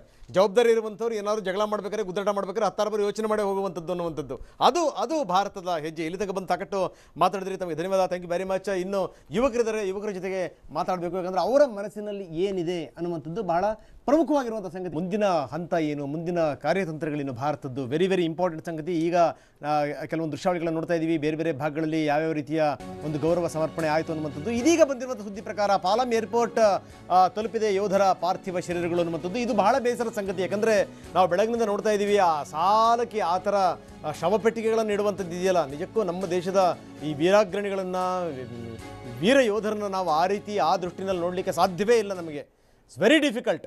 ನೋಡ್ತಾ ಇದ್ದೀವಿ ಪಾಲಂ ಏರ್ಪೋರ್ಟ್ಗೆ ಈಗಾಗಲೇ ಪಾರ್ಥಿವ ಶರೀರಗಳು ಬಂದಿರುವಂಥದ್ದು. ರಾಜಕೀಯ ನಾಯಕರುಗಳ ದಂಡೆ ನೆರೆದಿದೆ, ಜೊತೆಗೆ ಅಧಿಕಾರಿಗಳ ದಂಡು ಕೂಡ ಇಲ್ಲಿ ಇರುವಂಥದ್ದು. ಯೋಧರಿಗೆ ಇಲ್ಲಿ ಶ್ರದ್ಧಾಂಜಲಿಯನ್ನೆಲ್ಲ ಸಲ್ಲಿಸ್ತಾರೆ. ಅದಾದ ನಂತರ ಅವರವರ ಊರುಗಳಿಗೆ ಕಳಿಸಿಕೊಡುವಂಥ ಕೆಲಸಗಳು ಆಗ್ತವೆ. ಈಗ ಯೋಧರ ಪಾರ್ಥಿವ ಶರೀರ ದೆಹಲಿಯನ್ನು ತಲುಪಿವೆ. ನಾವು ನೋಡ್ತಾ ಇದ್ದೀವಿ ಅದರ ದೃಶ್ಯಾವಳಿಗಳನ್ನು, ಎಷ್ಟರ ಮಟ್ಟಿಗೆ ಅಧಿಕಾರಿಗಳು ಇಲ್ಲಿ ಜಮಾಯಿಸಿದ್ದಾರೆ ನೋಡ್ತಾ ಇದ್ದೀವಿ. ಜೊತೆಗೆ ಪ್ರಧಾನಮಂತ್ರಿ ಮೋದಿಯವರಾಗಿರ್ಬೋದು, AICC ಅಧ್ಯಕ್ಷ ರಾಹುಲ್ ಗಾಂಧಿ ಸೇರಿದಂತೆ ದೊಡ್ಡ ದೊಡ್ಡ ನಾಯಕರ ದಂಡೆ ಅಲ್ಲಿ ನೆರೆತಿದೆ. ಪಾಲಂ ಏರ್ಪೋರ್ಟನ್ನು ಯೋಧರ ಪಾರ್ಥಿವ ಶರೀರ ಈಗ ತಲುಪಿರುವಂಥದ್ದು. ವೀರ ಯೋಧರಿಗೆ ಇಲ್ಲಿ ಅಂತಿಮ ನಮನವನ್ನು, ರಾಷ್ಟ್ರ ಗೌರವವನ್ನು ಸಲ್ಲಿಸಲಾಗುತ್ತೆ. ಭಾರತದ ಪ್ರಧಾನಮಂತ್ರಿ ನರೇಂದ್ರ ಮೋದಿ ಸೇರಿದಂತೆ ಎಲ್ಲ ಅಗ್ರಗಣ್ಯ ನಾಯಕರು ಆಗಮಿಸಿ ಅಲ್ಲಿ ವೀರ ಯೋಧರಿಗೆ ಅಂತಿಮ ನಮನವನ್ನು ಸಲ್ಲಿಸ್ತಾರೆ. ಅದಾದ ನಂತರ ಭಾರತದ ಬೇರೆ ಬೇರೆ ರಾಜ್ಯಗಳ ವೀರ ಯೋಧರು ಇವರು. ಉತ್ತರ ಪ್ರದೇಶದ 12 ಬಂದಿದ್ದಾರೆ. ಕರ್ನಾಟಕದ ವೀರಪುತ್ರ, ಮಂಡ್ಯದ ಹುಡುಗ ಗುರು ಕೂಡ ಇಲ್ಲಿ ವೀರ ಸ್ವರ್ಗವನ್ನು ಸೇರಿರ್ತಕ್ಕಂಥದ್ದು. ಎಲ್ಲರ ಪಾರ್ಥಿವ ಶರೀರವನ್ನು ನಂತರ ಅಲ್ಲಿಂದ ರವಾನೆ ಮಾಡಲಾಗುತ್ತೆ, ಆಯಾ ರಾಜ್ಯಗಳಿಗೆ ರವಾನೆ ಮಾಡುತ್ತೆ. ರಾಜ್ಯಗಳಿಗೆ ಬಹುತೇಕ ನಾಳೆ ಬೆಳಗ್ಗಿನ ವೇಳೆಗೆ ಬಂದು ತಲುಪುವಂತಹ ಸಾಧ್ಯತೆಯೂ ಕೂಡ ಇರುವಂಥದ್ದು. ಈಗಾಗಲೇ ಪಾಲಂ ಏರ್ಪೋರ್ಟ್ಗೆ ಭಾರತದ ಸೈನಿಕರ ಪಾರ್ಥಿವ ಶರೀರಗಳು ಆಗಮಿಸಿರುವಂತಹದ್ದು ಮತ್ತು ಇಲ್ಲಿ ಭಾರತದ ಪ್ರಧಾನಮಂತ್ರಿ ನರೇಂದ್ರ ಮೋದಿ, ರಕ್ಷಣಾ ಸಚಿವೆ ನಿರ್ಮಲಾ ಸೀತಾರಾಮನ್, ಕೇಂದ್ರ ಸಚಿವರಾಗಿರುವ ಅರುಣ್ ಜೇಟ್ಲಿ ಸೇರಿದಂತೆ ಎಲ್ಲ ಪ್ರಮುಖ ನಾಯಕರು ಅಂತಿಮ ನಮನವನ್ನು ಸಲ್ಲಿಸ್ತಾರೆ, ಗೌರವ ನಮನವನ್ನು ಸಲ್ಲಿಸ್ತಾರೆ. ನಮ್ಮ ಜೊತೆಗೆ ಮಾತನಾಡೋದಕ್ಕೆ ಮೇಜರ್ ಜನರಲ್ ನಂಜಪ್ಪ ಅವರು ಕೂಡ ಕಾರ್ಯಕ್ರಮದಲ್ಲಿ ಜಾಯ್ನ್ ಆಗಿದ್ದಾರೆ.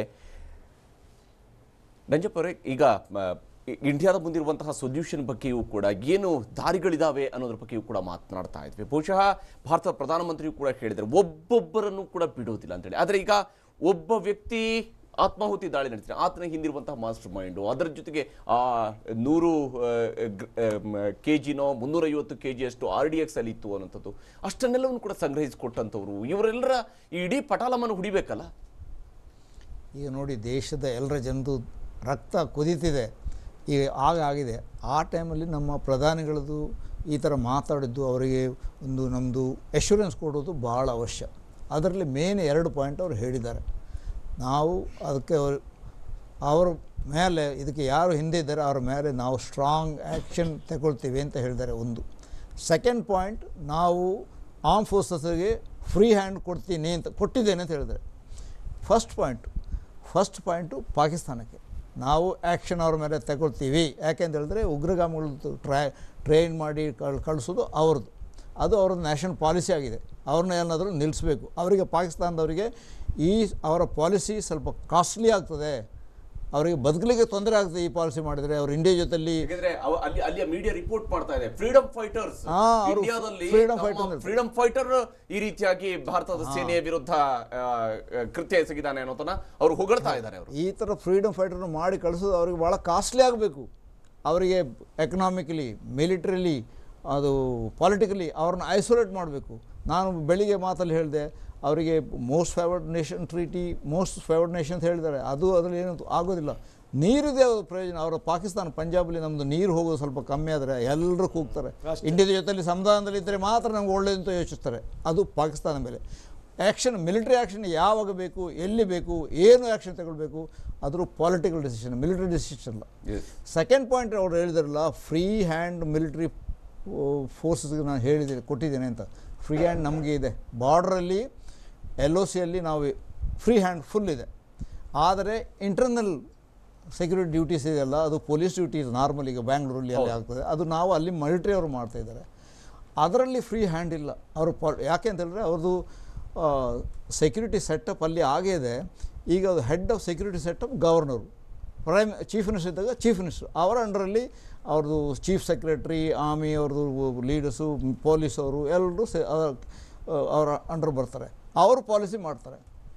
ಈಗೀಗ ಲಾಸ್ಟು ಸಿವಿಲ್ ಗೌರ್ಮೆಂಟ್ ಇತ್ತಲ್ಲ, ಆ ಟೈಮಲ್ಲಿ ಏನಾಗಿದೆ ಅಂತ ಹೇಳಿದ್ರೆ, ಒಂದು ಈ ಸ್ಟೋನ್ ಬೆಲ್ಟರ್ಸು ಎಲ್ಲ ಸಪೋರ್ಟ್ರಲ್ಲ ಅವರೆಲ್ಲ ಇನ್ನೋಸೆಂಟ್ ಸಿವಿಲಿಯನ್ಸ್ ಅಂತ ಮಾಡಿದ್ರು. ಅವರೆಲ್ಲ ಉಗ್ರಗಾಮಿಗಳೇ. ಸೆಕೆಂಡ್ ಅವ್ರು ಹೇಳಿದ್ರು ಸಿವಿಲಿಯನ್ ಟ್ರಾಫಿಕ್ ಮೂವ್ಮೆಂಟ್ ಎಲ್ಲ ಫ್ರೀ ಆಗಬೇಕು ಅಂತ. ಎಲ್ಲ ಅಲ್ಲಿ ಚೆಕ್ ಪೋಸ್ಟನ್ನೆಲ್ಲ ತೆಗೆದ್ರು ಅವರು. ಆಮೇಲೆ ತೆಗೆದು ಅಂತ ಹೇಳಿದ್ರು, ಚೆಕ್ ಪೋಸ್ಟ್ ಇರಬಾರ್ದು, ಫ್ರೀ ಟ್ರಾಫಿಕ್ ಹೋಗಬೇಕು, ಅದೆಲ್ಲ ಮಾಡಿದ್ರು. ಅವ್ರು ಮಿಲಿಟ್ರಿ ಅವರು ಏನು ಆ್ಯಕ್ಷನ್ ತಗೊಳ್ತಾರೆ ಅವಳ ಮೇಲೆ FIR ಮಾಡಲಿಕ್ಕೆ ಶುರು ಮಾಡಿದರು.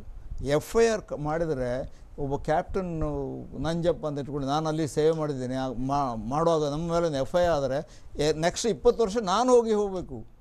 ಮೊದಲು ಹಾಗೆ ಆಗ್ತಿರಲಿಲ್ಲ. ಮೊದಲು ಒಂದು 4 ರಾಜ್ಪೂತ್ ಅವ್ರ ಮೇಲೆ, ಯೂನಿಟ್ ಮೇಲೆ, ಅಥವಾ 55 ಬ್ರಿಗೇಡ್ ಮೇಲೆ ಒಂದು FIR ಇತ್ತು. ಆ ಬ್ರಿಗೇಡ್ ಅಲ್ಲೇ ಇರ್ತದೆ. ಆ ಬ್ರಿಗೇಡ್ ಅವರು ಯಾರಾದರೂ ಕಳಿಸ್ತಾರೆ, ಅದು FIR ಆಗ್ತದೆ. ಯಾಕೆಂತಂದರೆ ಕಾಶ್ಮೀರದಲ್ಲಿ ಕೇಸು 2 ದಿವಸದಲ್ಲಿ ನಿಲ್ಲೋದಿಲ್ಲ. ಅವರ ಜುಡಿಷಿಯರಿ ಸಹಿತ ಉಗ್ರಗಾಮಿಗಳಿಗೆ ಪ್ರೆಷರ್ಲಿ ಬರ್ತಾರೆ. ಅದು 20 ವರ್ಷ ಆಗ್ತಾ ಇರ್ತದೆ. ಅದಕ್ಕಾಗಿ ಈಗ FIR ಮಾಡೋದು ನಿಲ್ಲಿಸಬೇಕು. ಅಲ್ಲೇ ದೇಶದ್ರೋಹಿಗಳು ನಮ್ಮ ಇಲ್ಲಿ ಆಗಿದೆಲ್ಲ. ಇನ್ನೊಂದು ವಿಷಯ ಜನರಿಗೆ ನಮ್ಗೆ ಗೊತ್ತಾಗಬೇಕು ಹೇಳಿದ್ರೆ, ಜಮ್ಮು, ಕಾಶ್ಮೀರ್, ಲಡಾಖ್ 3 ರೀಜನ್ ಇದೆ. ಜಮ್ಮು ಲಡಾಖಲ್ಲಿ ಏನು ತೊಂದರೆ ಇಲ್ಲ, ಚೆನ್ನಾಗಿದ್ದಾರೆ. ಕಾಶ್ಮೀರು ನಾವು ಕಾಶ್ಮೀರೀಸ್, ಅವರು ಇಂಡಿಯನ್ಸ್ ಅಂತ ಹೇಳ್ತಿದ್ದಾರೆ. ಅದು ನಿಲ್ಲಿಸಬೇಕು. ಕಾಶ್ಮೀರದಲ್ಲಿ ಸಹ ಪಾಕಿಸ್ತಾನದ ಫೇಸ್ ಮಾಡೋ 2 ಡಿಸ್ಟ್ರಿಕ್ಟ್ ಇದೆ, ಬಾರಾಮುಲ್ಲಾ, ಕುಪ್ವಾಡ. ಅಲ್ಲೇನು ತೊಂದರೆ ಇಲ್ಲ. ಆದರೆ ಅವರ ಜನರು ಪಾಡಿಗಳು, ಗುಜರ್ಸು, ಅವರೇನು ತೊಂದರೆ. ಈ ಕಾಶ್ಮೀರಿ ಅಂತ ಅವ್ರದ್ದು ಬಾಕಿ ಡಿವಿಷನ್ ಇದೆ. ಸೌತ್ ಕಾಶ್ಮೀರಲ್ಲಿ 4-5 ಡಿಸ್ಟ್ರಿಕ್ಟ್, ಅಲ್ಲೇ ಅವ್ರದ್ದು ಈ ತೊಂದರೆ. ಅಲ್ಲಿಗೆ ಪೊಲಿಟಿಕಲ್ ಲೀಡರ್ಸು ಅವರು ರೂಲಲ್ಲಿರುವಾಗ ನಾವು ನ್ಯಾಷನಲಿಸ್ಟ್ ಇಂಡಿಯನ್ಸ್ ಮಾತಾಡ್ತೇವೆ. ಅಪೋಸಿಷನ್ಗೆ ಹೋದಾಗ ನಾವು ಸಪ್ರೇಟಿಸ್ಟು, ಅವರಿಗೆ ಮಾಡಬೇಕು, ಹ್ಯೂಮನ್ ರೈಟ್ಸ್ ಆಗದಂತೆ ಮಾತಾಡ್ತಾರೆ. ಅವರೇ ನಮ್ಮ ಮೇನ್ ಅಪೋಸಿಷನ್. ಸರ್ಜಿಕಲ್ ಸ್ಟ್ರೈಕ್ ಮಾಡಬೇಕು, ಅವರ ಅಗೇನ್ಸ್ಟ್ ಸರ್ಜಿಕಲ್ ಸ್ಟ್ರೈಕ್ ಅಲ್ಲಿ ಮಾಡಬೇಕು. ಮತ್ತು ಹ್ಯೂಮನ್ ರೈಟ್ಸು ಕಲ್ಲು ಬಸ್ಸಲ್ಲಿ ಬರ್ತಲ್ಲ, ನಾವು ಮಿಲಿಟ್ರಿ ಅವ್ರು ಹೋಗಿ ಅವ್ರ ಮನೇಲಿ ಶೂಟ್ ಮಾಡ್ತಾರ, ಕಲ್ಲೆಸೆಯುವಾಗ ಬಂದವರಿಗೆ ಶೂಟ್ ಮಾಡ್ತಾರೆ. ಅದು ಶೂಟ್ ಮಾಡಬಾರ್ದು, ಅವ್ರ ಮೇಲೆ ಪೊಲೀಸ್ ಕೇಸ್ ಫೈರ್ ಮಾಡ್ತಾರೆ. ಯಾಕೆ ಈ ಥರ ಲಾಂಗ್ ಟರ್ಮ್ ಕಲ್ಲೆಸ್ದವ್ರನ್ನ ಕರೆದ್ಬಿಟ್ಟು ಹಾರ ಹಾಕಕ್ಕೆ ಸಾಧ್ಯನಾ? ಇಲ್ಲಿ ಬಂದ ಹುಡುಗ ಅಲ್ಲೇ ಇದ್ದಾನೆ. ಅವನು 2 ವರ್ಷ ಮೊದಲು ಅವನು ಕಲ್ಲೆಸೆದಿದ್ದ. ಆಗಲೇ ಅವನು ಶೂಟ್ ಮಾಡಿದರೆ ಈಗ ಅವನು ಮಾಡ್ತಿರ್ಲಿಲ್ಲ. ನಿಜ. ಅವನೇ ಕಲ್ಲು ಸ್ಟೋನ್ ಥ್ರೋವರ್ ಅಲ್ಲಿ. ನಿಜ. ಇದೇ ಮಾತನ್ನ ಆವಾಗ್ಲೇ ನಮ್ಮ ಜೊತೆ ಮಾತಾಡ್ತಾ ಇದೇ CRPF ನ ಬೆಟಾಲಿಯನ್ ನಲ್ಲಿ ಇದ್ದಂತಹ ಪುತ್ತೂರ್ನ ಜುಬೇರ್ ಅನ್ನುವಂತಹ ಯೋಧ ನಿನ್ನೆಷ್ಟೇ ಊರಿಗೆ ರಜೆ ಮೇಲೆ ಬಂದಿದ್ದೀನಿ ಅನ್ನುವಂತ ಮಾತ್ರ ಹೇಳ್ತಾ ಇದ್ರು. ಅವ್ರು ಹೇಳ್ತಾ ಇದ್ರು, ನಮ್ಮ ಮೇಲೆ ಕಲ್ಲು ಹೊಡಿತಾರೆ, ಆದ್ರೆ ನಾವು ವಾಪಸ್ ಏನೂ ಮಾಡೋದಕ್ಕೆ ಆಗದೇ ಇರುವಂತಹ ಸ್ಥಿತಿಯಲ್ಲಿ ನಾವು ಯೋಧರಿದ್ದೀವಿ ಅನ್ನುವಂತಹ ಮಾತನ್ನ ಹೇಳ್ತಾ ಇದ್ರು. ಅಂದ್ರೆ ಯಾವ ಪರಿಸ್ಥಿತಿಯಲ್ಲಿ ಇದೆ ಅಂತ ಹೇಳುವಂಥದ್ರ ಬಗ್ಗೆ ಮತ್ತಷ್ಟು ಅಪ್ಡೇಟ್ಸ್ ಅನ್ನ ಇಲ್ಲಿ ತನಕ ಸಾಕಷ್ಟು ವಿವರಗಳನ್ನು ಕೊಟ್ಟಾಯಿತು. ಜೊತೆಗೆ ಈಗ ಪಾರ್ಥಿವ ಶರೀರ ಬರ್ತಿರುವಂಥದ್ದು ನಾನು ಹೇಳ್ತಾ ಇದ್ದೆ, ಇದು ಬಹಳ ದುಃಖದ ಸಂಗತಿ ಇದು ಅಂತ. ಯಾಕಂದರೆ ನಾಳಿನ ನಮ್ಮ ದಿನಗಳಿಗೋಸ್ಕರ ಇವತ್ತು ತಮ್ಮ ಜೀವವನ್ನು ಬಲಿ ಕೊಟ್ಟಂಥವ್ರನ್ನ ನಾವು ಈ ರೀತಿ ಬರಮಾಡ್ಕೊಳ್ಳುವಂಥದ್ದು ಇದೆಯಲ್ಲ, ಇದು ಬಹಳ ಬೇಸರದ ಸಂಗತಿ. ನಾವು ಮಧ್ಯದಿಂದ ನೋಡ್ತಾ ಇದ್ದೀವಿ. ಜೊತೆಗೆ ಮಂಡ್ಯದ ವೀರ ಯೋಧನ ಪಾರ್ಥಿವ ಶರೀರದ ದೃಶ್ಯಾವಳಿಗಳನ್ನು ನೋಡ್ತಾ ಇದ್ದೀವಿ, ಫೋಟೋಗಳನ್ನು ನೋಡ್ತಾ ಇದ್ದೀವಿ. ನಿಜಕ್ಕೂ ಇದು ಸಹಿಸ್ಕೊಳ್ಳಿಕ್ಕೆ ಸಾಧ್ಯವಿಲ್ಲದಂಥ ಸಂಗತಿ. ಯಾಕಂದರೆ ತೀರಾ ನಮ್ಮ ನೆಲಕ್ಕೇ ಬಂದು ಶತ್ರುಗಳು ನಮ್ಮ ಸೈನಿಕರಿಗೆ ಕೋವಿ ಇಡ್ತಾರೆ, ಗುಂಡಿಡ್ತಾರೆ ಅಂತಂದರೆ ಇದಕ್ಕಿಂತ ದೊಡ್ಡ ದುರಂತ ಸಂಗತಿ ಇನ್ನೇನಿದೆ. It's very unfortunate. ನಾನು ಸಾಕಷ್ಟು ಸಂಗತಿಗಳನ್ನು ಮಾತಾಡ್ತೀವಿ, ಆದರೆ ಅದಕ್ಕಿಂತ ಮೊದಲು ಬನ್ನಿ ಯುವಕರಿದರಲ್ಲಿ ಬಹಳ ಜನ ಕಾಯ್ತಾ ಇದ್ದಾರೆ. ಎಲ್ರಿಗೂ ನಮಸ್ಕಾರ. ನನ್ನ ಹೆಸರು ಅಭಿಷೇಕ್ ಭಾರದ್ವಾಜ್. ನಾನು BMS ಲಾ ಕಾಲೇಜಲ್ಲಿ ಸೆಕೆಂಡ್ ಇಯರ್ ಲಾ ಮಾಡ್ತಾ ಇದ್ದೀನಿ. ಎಲ್ಲ ಹುತಾತ್ಮ ಯೋಧರಿಗೂ ಆತ್ಮಕ್ಕೆ ಶಾಂತಿ ಸಿಗಲಿ ಅಂತ ದೇವರಲ್ಲಿ ಪ್ರಾರ್ಥನೆ ಮಾಡ್ತಾ, ಸರ್ ನನ್ನ 3 ಪಾಯಿಂಟ್ ಇದೆ ಸರ್. ಮೊದಲೇ ಪಾಯಿಂಟ್ ಪ್ರಾರಂಭದಲ್ಲಿ ತುಂಬ ಚೆನ್ನಾಗಿ ಉಲ್ಲೇಖ ಮಾಡಿದ್ರಿ. ಯಾವ್ದಾದ್ರು ಪ್ರಧಾನಮಂತ್ರಿ ಒಂದೂರಿಂದ ಒಂದೂರಿಗೆ ಬರ್ತೀರ ಅಂದರೆ ಜನಗಳಿಗೆ ತಿಳಿ ಅವಶ್ಯಕತೆ ಇದೆ. ಮುಖ್ಯಮಂತ್ರಿ ಒಂದೂರಿಂದ ಒಂದೂರಿಗೆ ಬರ್ತಾರೆ ಅಂದರೆ ಅದು ಎಲ್ಲ ಜನಗಳಿಗೆ ತಿಳಿ ಅವಶ್ಯಕತೆ ಇದೆ. ಬಟ್ ಯಾವುದೋ ಒಂದಿಷ್ಟು ಯೋಧರ ಗುಂಪು ಹೋಗ್ತಿದೆ ಅಂದರೆ ಅದನ್ನು ತಿಳಿಯೋ ಅಧಿಕಾರ ಜನಸಾಮಾನ್ಯರಿಗಿಲ್ಲ. ಅಂಥ ಸಂದರ್ಭದಲ್ಲಿ ಹೊರ ರಾಷ್ಟ್ರದವ್ರಿಗೆ ತಿಳ್ಕೊಂಡಿದ್ದಾರಲ್ಲ, ಇದ್ರ ಬಗ್ಗೆ ನಾವು ಚಿಂತನೆ ಮಾಡಬೇಕು ಅನ್ನತಕ್ಕಂಥದ್ದು. ಎರಡನೇದು, ಸೋಷಿಯಲ್ ಮೀಡಿಯಾದಲ್ಲಿ ಆ್ಯಸ್ ಅ ಯುವಕನಾಗಿ ನಮಗೊಂದು ರೆಸ್ಪಾನ್ಸಿಬಿಲಿಟಿ ಇರುತ್ತೆ. ಸೋಷಿಯಲ್ ಮೀಡಿಯಾದಲ್ಲಿ ಬಾಯಿಗೆ ಬಂದಿದ್ದು ಕಮೆಂಟ್ ಮಾಡಿಕೊಂಡು ಫೇಕ್ ನ್ಯೂಸ್ಗಳನ್ನ ಇದು ಮಾಡ್ತಿದ್ದಾರೆ. ಅದನ್ನು ದಯವಿಟ್ಟು ಸ್ಟಾಪ್ ಮಾಡಿ ಅಂತ ಒಂದು ಮೆಸೇಜ್ ಕೊಡ್ತಾ, ಹ್ಯೂಮನ್ ರೈಟ್ ಆಕ್ಟಿವಿಸ್ಟ್ಗಳಿಗೆ ನಾನೊಂದು ಸಣ್ಣ ಸಂದೇಶ ಕೊಡ್ತೀನಿ. ಸೋಷಿಯಲ್ ಮೀಡಿಯಾದಲ್ಲಿ ತುಂಬ ವೀಡಿಯೋಸ್ಗಳು ವೈರಲ್ ಆಗ್ತಾ ಇದೆ. ಒಂದು ಸಲ ಕ್ಯಾಮ್ರಾ ತೊಗೊಂಡ್ಬಿಟ್ಟು ಅಲ್ಲಿ ಹುತಾತ್ಮರ ಅದವ್ರ ಮನೆಗೆ ಹೋಗಿ ಅಲ್ಲಿ ಹೆಣ್ಮಕ್ಳು ಆಕ್ರಂದನ, ಅವ್ರ ಮಕ್ಕಳು ಕೂಗಾಟಗಳನ್ನ ಕೇಳಿ, ಅಂದರೆ ಸೈನಿಕರ ವಿರುದ್ಧವಾಗಿ ಅವರಿಗೆ ವಿರುದ್ಧವಾಗಿ ಮಾತಾಡಬಾರ್ದು, ವೈಲೆನ್ಸ್ ಸ್ಪ್ರೆಡ್ ಮಾಡಬಾರ್ದು, ನೀವು ಹಿಂಸೆ ಮಾಡ್ತಾ ಇದ್ದೀರಾ ಅನ್ನತಕ್ಕಂಥದ್ದು ಎಷ್ಟೋ ವಿಡಿಯೋಗಳು ಈಗ ಕಾಶ್ಮೀರಿಗಳಿಗೆ ಎಷ್ಟೋ ವಿಡಿಯೋಗಳು ಫೇಸ್ಬುಕ್ ಅಲ್ಲಿ ತಿರುಗಾಡ್ತಾ ಇದೆ. ಒಂದು ಸಲ ಕ್ಯಾಮ್ರಾ ತಗೊಂಡು ಅವ್ರ ಮನೆ ಮುಂದೆ ಹೋಗಿ ನಿಮ್ಗೆ ಅದು ನೋಡಿದ್ಮೇಲೂ ಮಾಡಬೇಕು ಅನಿಸ್ತಾ? ನಿಮ್ಮಷ್ಟು ಮೂರ್ಖರು ಯಾರಿಲ್ಲ ಅಂತ ಹೇಳಕ್ಕೆ ಇಷ್ಟಪಡ್ತೀನಿ ಸರ್. ಮೂರನೇ ತಮಗೊಂದು ಪ್ರಶ್ನೆ. 1994 ಮಸೂದ್ ಅಜರ್ನ ಬಂಧನ ಮಾಡ್ತಾರೆ. ಅದಾದ್ಮೇಲೆ 6 ಜನ ಫಾರಿನ್ ವಿಸಿಟರ್ಸ್ನ ಅವ್ರು ಬ್ಲಾಕ್ ಇಟ್ಕೊಂಡ್ರು ಅನ್ನೋ ಕಾರಣಕ್ಕೆ ಅವ್ರನ್ನ ಬಿಟ್ಟು ಕಳಿಸ್ತಾರೆ. ಅದಾದ್ಮೇಲೆ ಅವ್ನ ತಮ್ಮನಿಂದ 1999 ಫ್ಲೈಟ್ ಹೈಜಾಕ್ ಆಗುತ್ತೆ, ಕಠ್ಮಂಡು ಡೆಲ್ಲಿ ಫ್ಲೈಟ್. ಅದಾದ್ಮೇಲೆ ತಾಜ್ ಹೋಟೆಲ್ ಅಟ್ಯಾಕ್ ಆಗುತ್ತೆ. ಅದಾದ್ಮೇಲೆ ಪಠಾನ್ಕೋಟ್ ಆಗುತ್ತೆ. ಅದಾದ್ಮೇಲೆ ಉರಿ ಆಗುತ್ತೆ. ಮೊನ್ನೆ ಇದು ಅವತ್ತು ಇದ್ದಿದ್ದು ಒಂದೇ ಉಪಾಯನ ಅಥವಾ ಬುದ್ಧಿವಂತಿಕೆ ಅಂತ ಬೇರೆ ಏನಾದ್ರು ಮಾಡ್ಬೋದಿತ್ತ ಅನ್ನತಕ್ಕಂಥ ನನ್ನ ಪ್ರಶ್ನೆ ಸರ್. ಒಳ್ಳೆ ಪ್ರಶ್ನೆಯನ್ನು ಕೇಳಿದ್ದೀರಾ. ಅಜರ್ ಮಸೂದ್ನ ನಾವು ಬಿಟ್ಟಿದ್ದು ಮಹಾ ದೊಡ್ಡ ತಪ್ಪು ಮತ್ತು ಮೂರ್ಖತನ ಅಂತ ಹೇಳಿದ್ರೆ ಏನೂ ತಪ್ಪಾಗಲಾರ್ದು. ಆ ರಾಜಕೀಯವಾದ ಒತ್ತಡ ಬರಲಿಕ್ಕೆ ನಾವು ಅವಕಾಶ ಕೊಡಬಾರ್ದಾಗಿತ್ತು. ಯಾವಾಗ ನಾವು ಆತನನ್ನು ಬಂಧನ ಮಾಡಿದ್ವೋ ಆ ಥರ ನಮ್ಮ ಜುಡಿಷಿಯಲ್ ಸಿಸ್ಟಮಲ್ಲಿ ಸ್ವಲ್ಪ ನ್ಯೂನತೆಗಳಿದೆ, ಲೋಪಗಳಿದೆ, ದೋಷಗಳಿದೆ. ಈ ಥರ ಕೇಸ್ನಲ್ಲಿ ಅದನ್ನು ಸರಿಪಡಿಸ್ಕೋಬೇಕು. ದೇಶದ ಹಿತವನ್ನು ಕಾಯುವಾಗ ಹೊಸದೊಂದು ಕಾನೂನನ್ನು ಪಾರ್ಲಿಮೆಂಟ್ಲಿ ತರುವಂಥ ಅವಶ್ಯಕತೆ ಇದೆ ಅಂತ ನಾನು ಖಂಡಿತವಾಗ್ಲೂ ನಂಬಿದ್ದೀನಿ. ಇನ್ನಾದರೂ ಆ ರೀತಿಯ ಒಂದು ಕಾನೂನನ್ನು ತರಬೇಕು. ಈ ರೀತಿಯಾದಂಥ ಅಪರಾಧಗಳನ್ನು ಮಾಡಿದ ಅದು ವಿದೇಶಿ ಜನಗಳನ್ನು ನಾವು ನಮ್ಮ ಜೈಲಿನಲ್ಲಿ ಇಟ್ಟಾಗ ಫಾಸ್ಟ್ ಟ್ರ್ಯಾಕ್ ಕೋರ್ಟ್ನಲ್ಲಿ ಮಾಡಿ 3 ಅಥವಾ 6 ತಿಂಗಳ ಒಳಗೆ ಆ ವಿಷಯವನ್ನು ಇತ್ಯರ್ಥ ಮಾಡಬೇಕು. ಎಸ್ ಏನಂತೀರಿ ನೀವು? ಎಲ್ಲರಿಗೂ ನಮಸ್ಕಾರ. ಮೊದಲನೇದಾಗಿ ನಮ್ಮ ಯೋಧರಿಗೆ ನಮನವನ್ನು ಸಲ್ಲಿಸ್ತಾ ಸ್ಟಾರ್ಟ್ ಮಾಡ್ತೇನೆ. ಸರ್, ನೀವು ಹಾಕಿರೋ ಮ್ಯೂಸಿಕ್ ಕೇಳಿದ್ರೆ ಹೊಟ್ಟೆ ಉರಿಯತ್ತೆ, ಹೊಟ್ಟೆ ರಕ್ತ ಕುದೀತಿದೆ ಸರ್. ಆ ಹಾಡು ಕೇಳಲಿಕ್ಕೇ ಬೇಜಾರಾಗ್ತಿದೆ. ಎಂಥ ಸ್ಥಿತಿ ಇದೆ ಅಂದರೆ ನಮಗೆ ಒಂದು ವಿಷಯ ಮೇನ್ ಹೇಳೋಕ್ಕೆ ಇಷ್ಟಪಡ್ತೇನೆ. ಭಾರತ ಆಚೆ ಎಷ್ಟು ಎನಿಮೀಸ್ ಅಥವಾ ನಮ್ಮ ಎನಿಮೀಸ್ಗಳಿದ್ದಾರೋ ಒಳಗೆ ಅಷ್ಟೇ ಇದ್ದಾರೆ. ಯಾಕೆ ಅಂದರೆ 2 ಪಾಯಿಂಟ್ ಹೇಳ್ತೇನೆ ಇಲ್ಲಿ. ಆ ವ್ಯಕ್ತಿ 21 ವರ್ಷದ ಯುವಕ 300 kg ಅಥವಾ 350 kg RDX ಒಳಗೆ ತರ್ತಾನೆ ಅಂದರೆ ಇಂಟರ್ನಲ್ ಸಪೋರ್ಟ್ ಎಷ್ಟಿರಬೇಡ ಅವನಿಗೆ ಅನ್ನೋದು ಒಂದು. ಎರಡನೇದು, ಈ ಅಟ್ಯಾಕ್ ಆಗಿ ಇನ್ನೂ ½ an hour ಆಗಿಲ್ಲ. ನಾವು ಫೇಸ್ಬುಕ್ಕಲ್ಲಿ, ಇನ್ಸ್ಟಾಗ್ರಾಮ್, ಟ್ವಿಟರಲ್ಲೆಲ್ಲ ನೋಡ್ತಿದ್ವಿ. ಈ JNU ಅಂತ ಸ್ಟೂಡೆಂಟ್ಸ್ ಆಗಿರ್ಬೋದು, AMU ಸ್ಟೂಡೆಂಟ್ಸ್ ಆಗಿರ್ಬೋದು, ಹೌ ಇಸ್ ದ ಜೋಶ್ ಅಂತ ಕೇಳ್ತಾರೆ. ಇವತ್ತು ನನ್ನ ಮೈಯೆಲ್ಲವೂ ನಡುಗ್ತಾ ಇದೆ ಅವ್ರು ಕೇಳೋದಕ್ಕೆ. ನಮಗೇ ಇಷ್ಟು ಅನಿಸ್ತಿದೆ ಅಂದಮೇಲೆ ಅವ್ರ ಮನೆಯವ್ರಿಗೆ ಅವ್ರ ಆಕ್ರಂದನ, ಈ ಹುಡುಗ ಹೇಳ್ದಂಗೆ ಅವ್ರ ಮನೆಯವ್ರ ಆಕ್ರಂದನ ನೋಡಿದ್ರೆ ಸಾಕು ಸರ್, ಹೊಟ್ಟೆ ಉರಿಯುತ್ತೆ. ಅದು ಹೇಳಲಿಕ್ಕಾಗೋದಿಲ್ಲ, ಆ ಥರ ಪರಿಸ್ಥಿತಿ ಆಗಿದೆ. ಮೂರನೇದು ಮೋಸ್ಟ್ ಇಂಪಾರ್ಟೆಂಟ್ ಥಿಂಗ್ ನಾನು ಹೇಳೋದು ಇಷ್ಟಪಡ್ತೇನೆ ಅಂದರೆ, ಇಂಥ ಯಾಸೀನ್ ಮಲಿಕ್ ಅಂತವನು ಜಮ್ಮು ಕಾಶ್ಮೀರಲ್ಲಿ ಕೂತಿದ್ದಾನೆ. ಬೇರೆ ಪೊಲಿಟಿಷಿಯನ್ಗಳು ದೊಡ್ಡ ವಿಷಯಗಳು ಮಾತಾಡ್ತಾರೆ. ಅಂಥವ್ರಿಗೆ ನಾವು ಯಾಸೀನ್ ಮಲಿಕ್ ಅಂತ ಟೆರ್ರಿಸ್ಟ್, ಓಪನ್ ಆಗಿ ಹೇಳ್ಬೋದು, ಟೆರ್ರಿಸ್ಟ್ ಅಂತವನಿಗೆ ನಾವು ಸೆಕ್ಯೂರಿಟಿ ಕೊಟ್ಟು ಅವ್ನಿಗೆ ಓಡಾಡ್ಲಿಕ್ಕೆ ಕಾರ್ ಕೊಡ್ತೇವೆ, ನಮ್ಮ ಟ್ಯಾಕ್ಸಸ್ಸಲ್ಲಿ ಇವ್ರು ಕೊಡ್ತೇವೆ. ಇವಾಗ ನೋಡಿ, ಈ ಕನ್ಯಾಕುಮಾರಿ ಆಗಿರ್ಬೋದು, ಬೇರೆಯವರಾಗಿರ್ಬೋದು, ಓಪನ್ ಆಗಿ ಭಾರತೀಯ ತುಕಡೆ ಇಂಡಿಯಾನ ನಾವು ತುಕಡೆ ಮುರಿದಾಕ್ತೀವಿ ಅಂತ ಓಪನ್ ಆಗಿ ಸ್ಟೇಟ್ಮೆಂಟ್ ಮಾಡ್ತಾರೆ. ಇದರಷ್ಟು ಇವ್ರು ಹ್ಯೂಮನ್ ರೈಟ್ಸ್ ಬಗ್ಗೆ ಇವ್ರು ಮಾತಾಡೋಕ್ಕೆ ಅಧಿಕಾರನೇ ಇಲ್ಲ ಇವರಿಗೆ. ಮೂರನೇದು ಮೋಸ್ಟ್ ಇಂಪಾರ್ಟೆಂಟ್ಲಿ ನಾನು ಈ ಟೈಮಲ್ಲಿ ಹೇಳೋವಂಥದ್ದು, ನಮಗೆ ಎಷ್ಟು ರಕ್ತ ಕುದೀತಿದೆ ಅಂದರೆ, ನಮಗೆ ಈ ರಕ್ತ ಕುದಿಯೋದನ್ನು ಅರ್ಥ ಮಾಡ್ಕೊಳ್ಳೋ ಏಕೈಕ ಪ್ರಧಾನಮಂತ್ರಿ ಇದ್ದರೆ ಅದು ನಮ್ಮ ನರೇಂದ್ರ ಮೋದಿ ಅವರು ಅಂತ ನಾನು. ಯಾಕಂದರೆ ಅವರಲ್ಲಿರೋ ಅಷ್ಟು ಭರವಸೆ ನಮ್ಮ ಯೂತ್ಗಳಿಗಾಗಿರ್ಬೋದು, ಎಸ್ಪೆಷಲಿ ನನಗೆ ಇದಕ್ಕೆ ತಕ್ಕ ಉತ್ತರ ಅವರು ಕೊಟ್ಟಿದ್ದಾರೆ, ಮುಂದಕ್ಕೂ ಕೊಡ್ತಾರೆ ಅನ್ನೋ ಭರವಸೆಯಲ್ಲಿ ಇದ್ದೇನೆ. 100% ಮಾಡ್ತಾರೆ, ಆ ನಂಬಿಕೆ ಇದೆ. 100%. ಎಸ್, ಕೊಡಿ. ಎಲ್ಲರಿಗೂ ನಮಸ್ತೆ. ಹುತಾತ್ಮರಾಗಿರೋಂಥ ಎಲ್ಲ ಸೈನಿಕರಿಗೆ ಶ್ರದ್ಧಾಂಜಲಿಯನ್ನು ಅರ್ಪಿಸೋಕೆ ಇಚ್ಛಿಸ್ತೇನೆ. ಕೆಲವು ವರ್ಷಗಳ ಹಿಂದೆ ಮುಂಬೈ ಅಟ್ಯಾಕ್ ಆಯಿತು. ಒಬ್ಬ ಭಯೋತ್ಪಾದಕನನ್ನು ಜೀವಂತವಾಗಿ ಹಿಡಿದಿದ್ವಿ ನಾವು, ಅಜ್ಮಲ್ ಕಸಬ್. ನಾವು ಹಿಡಿದಾಗ ಇನ್ ದ ಕೋರ್ಟಲ್ಲಿ ಮಿಸ್ಟರ್ ಅಜ್ಮಲ್ ಕಸಬ್ ಅಂತಲೇ ನಾವು ಅಡ್ರೆಸ್ ಮಾಡಿದ್ದು. ಎಷ್ಟೋ ತಿಂಗಳುಗಳ ಕಾಲ ಊಟ ಕೊಟ್ಟು ನಮ್ಮ ಏನು ಕಾನ್ಸ್ಟಿಟ್ಯೂಷನ್ ಇದೆ, ಏನು ಡೆಮೋಕ್ರಸಿ ಇದೆ, ಏನು ಹ್ಯೂಮನ್ ರೈಟ್ಸ್ ಇದೆ, ಅದೆಲ್ಲನೂ ಕಾಪಾಡ್ಕೊಂಡು ಬಂದು ಯಾವ ಥರದಲ್ಲಿ ಶಿಕ್ಷೆ ಆಗಬೇಕು ಆ ಥರ ಶಿಕ್ಷೆ ಕೊಟ್ಟಂತಹ ದೇಶ ನಮ್ಮದು, ನಮ್ಮ ದೊಡ್ಡತನ ಅದು. ನಾವು ಅವತ್ತು ಆ ಅಜ್ಮಲ್ ಕಸಬ್ನ ಕತ್ತರಿಸಿ ನಾಯಿಗೆ ಹಾಕ್ಬೋದಿತ್ತು, ಆದರೆ ನಮಗೂ ಪಾಕಿಸ್ತಾನದವ್ರಿಗೂ ಇರೋ ವ್ಯತ್ಯಾಸ ಅದು. ನಾವು ನಮ್ಮತನವನ್ನು ಕಾಪಾಡ್ಕೊ ಬರ್ತಾ ಇದ್ವಿ. ಇನ್ನೊಂದೇನೆಂದರೆ, ಪ್ರಪಂಚದಲ್ಲಿ ಅತಿ ಹೆಚ್ಚು ಯುವಜನತೆ ಇರುವಂತಹ ದೇಶ ನಮ್ಮದು. ಒಬ್ಬ 20 ವರ್ಷದ ಹುಡುಗ ಬಂದು 40 ಸೈನಿಕರನ್ನು ಹೊಡೆದು ಸಾಯಿಸ್ತಾನೆ ಅಂದರೆ ನಮ್ಮ ರಕ್ತನೂ ಕುದೀತಾ ಇದೆ. ನಮಗೂ 20-22 ವರ್ಷನೇ. ನಾವು ದ ಯೂತ್ ಇಸ್ ವಾಚಿಂಗ್. ಪೂರ್ತಿ ಜನತೆ ನೋಡ್ತಾ ಇದೆ, ಪೂರ್ತಿ ಭಾರತ ನೋಡ್ತಾ ಇದೆ. ಸುಮ್ಮನೆ ಕೈಕಟ್ಟಿ ಕೂರುವಂತಹ ದೇಶ ನಮ್ದಲ್ಲ, ಸುಮ್ಮನೆ ಕೈಕಟ್ಟಿ ಕೂರುವಂತಹ ಯುವಜನತೆ ನಮ್ದಲ್ಲ. ವಾಪಸ್ ಕೊಡ್ತೀವಿ, ನಮಗೂ ಒಂದು ದಿನ ಬರುತ್ತೆ. Today children or tomorrow citizen. So ಇದು ಹಂಗೆ ಮುಚ್ಚೋಗಂಥ ಸಂಗತಿ ಅಲ್ಲ. ದೇಶ ಪ್ರೇಮ ಕುಂದು ಹೋಗೋದಿಲ್ಲ. Will be back. ಭಾಳ ಒಳ್ಳೆ ಮಾತನ್ನು ಹೇಳಿದ್ರಿ. ಈ ದೊಡ್ಡತನ ಜಾಸ್ತಿ ಆದರೆ ದಡ್ಡತನ ಆಗುತ್ತೆ, ಅದನ್ನು ಕೂಡ ನಾವು ಒಪ್ಕೋಬೇಕು ಅಂತ ಹೇಳಿ ಅಂತ. ಯಾಕಂದರೆ ಮುಳ್ಳಿಂದಲೇ ತೆಗಿಬೇಕು, ನಾವು ಅದನ್ನು ಸವರ್ತಾ ಕೂತ್ಕೊಂಡ್ರೆ ಆಗಲ್ಲ, ಅದು ಕೂಡ ಗೊತ್ತಿರುವಂಥ ಸಂಗತಿನೇ. ಏನಂತೀರಿ ನೀವು? ಮೊದಲನೇದಾಗಿ ನಿನ್ನೆ ಪುಲ್ವಾಮಾದಲ್ಲಿ ಹುತಾತ್ಮರಾದಂಥ ನಮ್ಮೆಲ್ಲ ಯೋಧರಿಗೂ ಶ್ರದ್ಧಾಂಜಲಿಯನ್ನು ಹೇಳ್ತಾ, ಅವ್ರ ಮನೆಯವರಿಗೆ ಧೈರ್ಯ ತುಂಬ್ತಾ, ಏನಂದರೆ ಇವಾಗಲೇ ನಾವು ತುಂಬ ನೋಡಿದ್ದೀವಿ. ಇವತ್ತು ನಾವು ಟಿ ವಿಲಿ ಇವಾಗ ತಾನೇ ನೋಡ್ತಾ ಇದ್ವಿ ಹೇಗೆ ಅವರ ಶವಪೆಟ್ಟಿಗೆ ಬರ್ತಾ ಇದ್ದಾಗ ಒಂದು ಕಡೆ ತುಂಬ ಒಂದು ನೋವು, ಒಂದು ಬೇಸರ ವ್ಯಕ್ತ ಆಗ್ತಿದೆ. ಆದರೆ ಆ ಬೇಸರಕ್ಕಿಂತ ಜಾಸ್ತಿ ನಮ್ಮಲ್ಲಿ ಒಂದು ಆಕ್ರೋಶ, ಒಂದು ದ್ವೇಷ, ಎಲ್ಲ ನಾವು ಇಷ್ಟು ಆದರೂ ಇನ್ನೂ ಏನೂ ಮಾಡೋಕ್ಕಾಗ್ತಿಲ್ವಲ್ಲ ಅನ್ನೋದಿದೆ. ಆ ದ್ವೇಷ ನನ್ನೊಬ್ಬನಲ್ಲಿಲ್ಲ, ಪ್ರತಿಯೊಬ್ಬ 130 ಭಾರತೀಯನಲ್ಲೂ, 130 ಕೋಟಿ ಭಾರತೀಯರಲ್ಲೂ ಇದೆ. ಇದಕ್ಕೆ ಉತ್ತರ ಸರ್ಜಿಕಲ್ ಸ್ಟ್ರೈಕ್ ಒಂದೇ ಅಲ್ಲ. ಸರ್ಜಿಕಲ್ ಸ್ಟ್ರೈಕ್ ಇದಕ್ಕೆ ತುಂಬ ಚಿಕ್ಕದಾಯಿತು ಅಂತ ನನಗನ್ಸುತ್ತೆ. ಇದಕ್ಕೆ ಉತ್ತರ ಹೇಗಿರಬೇಕಂದ್ರೆ ಪ್ರತಿಯೊಂದು ಆಚೆ ಬರಬೇಕು. ಆ ಒಂದು ಹೈವೇಯಲ್ಲಿ ತುಂಬ ಚೆಕ್ ಪಾಯಿಂಟ್ಸ್ ಇದೆ. ಈ ಚೆಕ್ ಪಾಯಿಂಟ್ಸ್ನ ದಾಟಿ ಅವನು 350 kg RDX ತರ್ತಾನೆ ಅಂದರೆ ಆ ಸಪೋರ್ಟ್ ಇಲ್ಲಿಂದ ಬಂತು, ಅದು ಆಚೆ ಬರಬೇಕು. ಹಾಗೆ ಮಸೂದ್ ಅಜರ್, ಇವನ್ನ ನಾವು ಆರಾಮಾಗಿ ಬಿಟ್ಟು ಕಳಿಸಿದ್ದೀವಿ.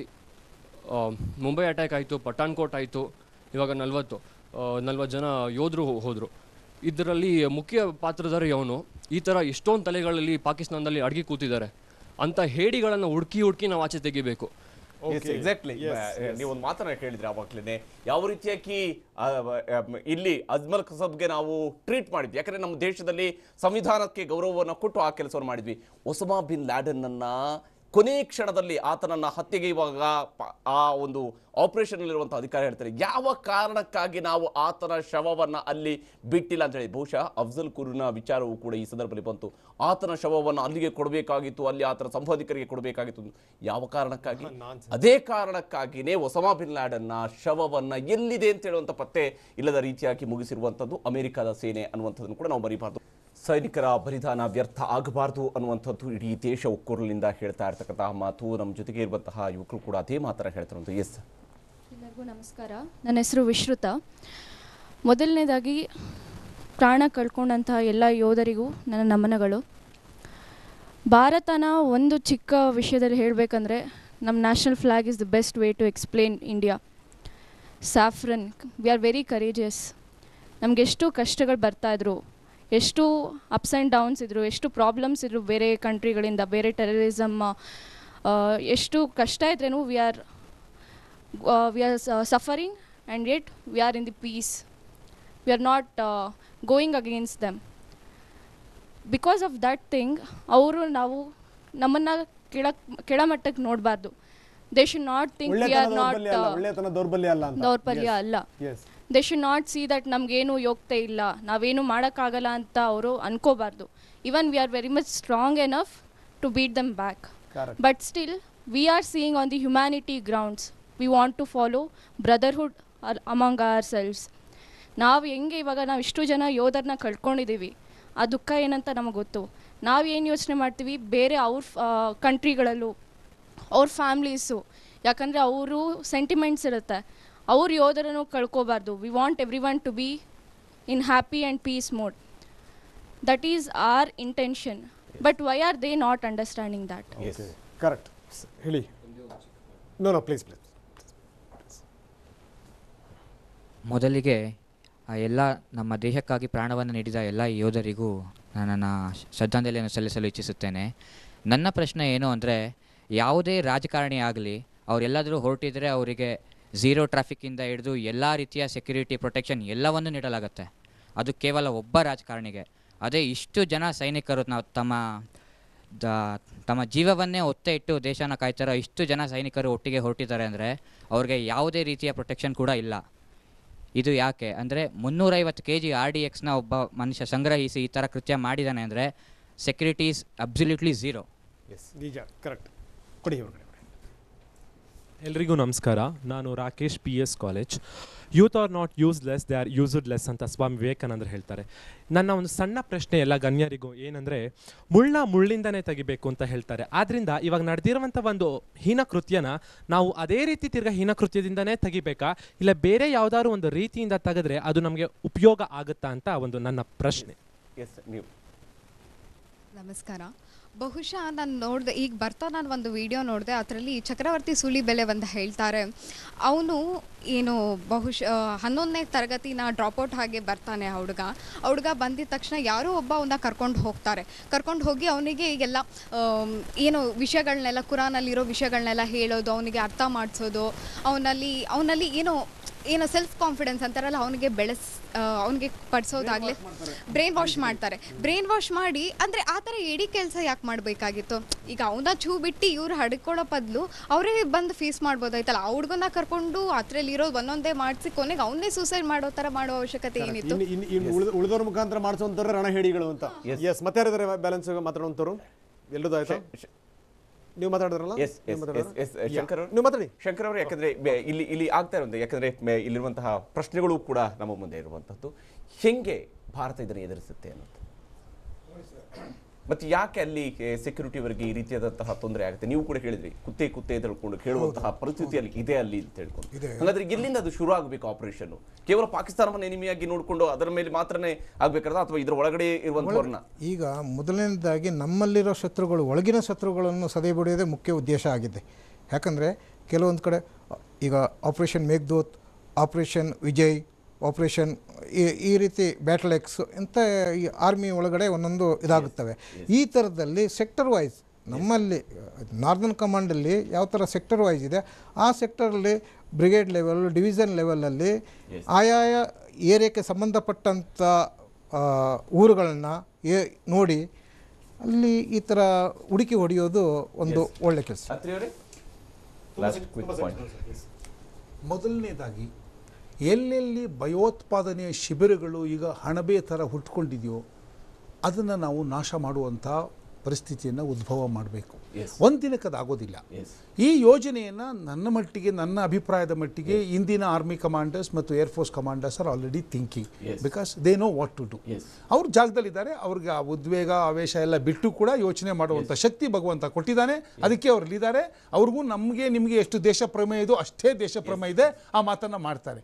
ಎರಡನೇದಾಗಿ, ಯಾರು ಭಯೋತ್ಪಾದಕರಿಗೆ ಸಹಕಾರ ಮತ್ತು ಸಹಾನುಭೂತಿಯನ್ನು ನಮ್ಮ ದೇಶದ ನೆಲದಿಂದ ಕೊಡ್ತಾ ಇದ್ದಾರೋ ಅವರ ಮೇಲೆ ನಾವು ಪ್ರಹಾರ ಮಾಡಲೇಬೇಕಾಗತ್ತೆ.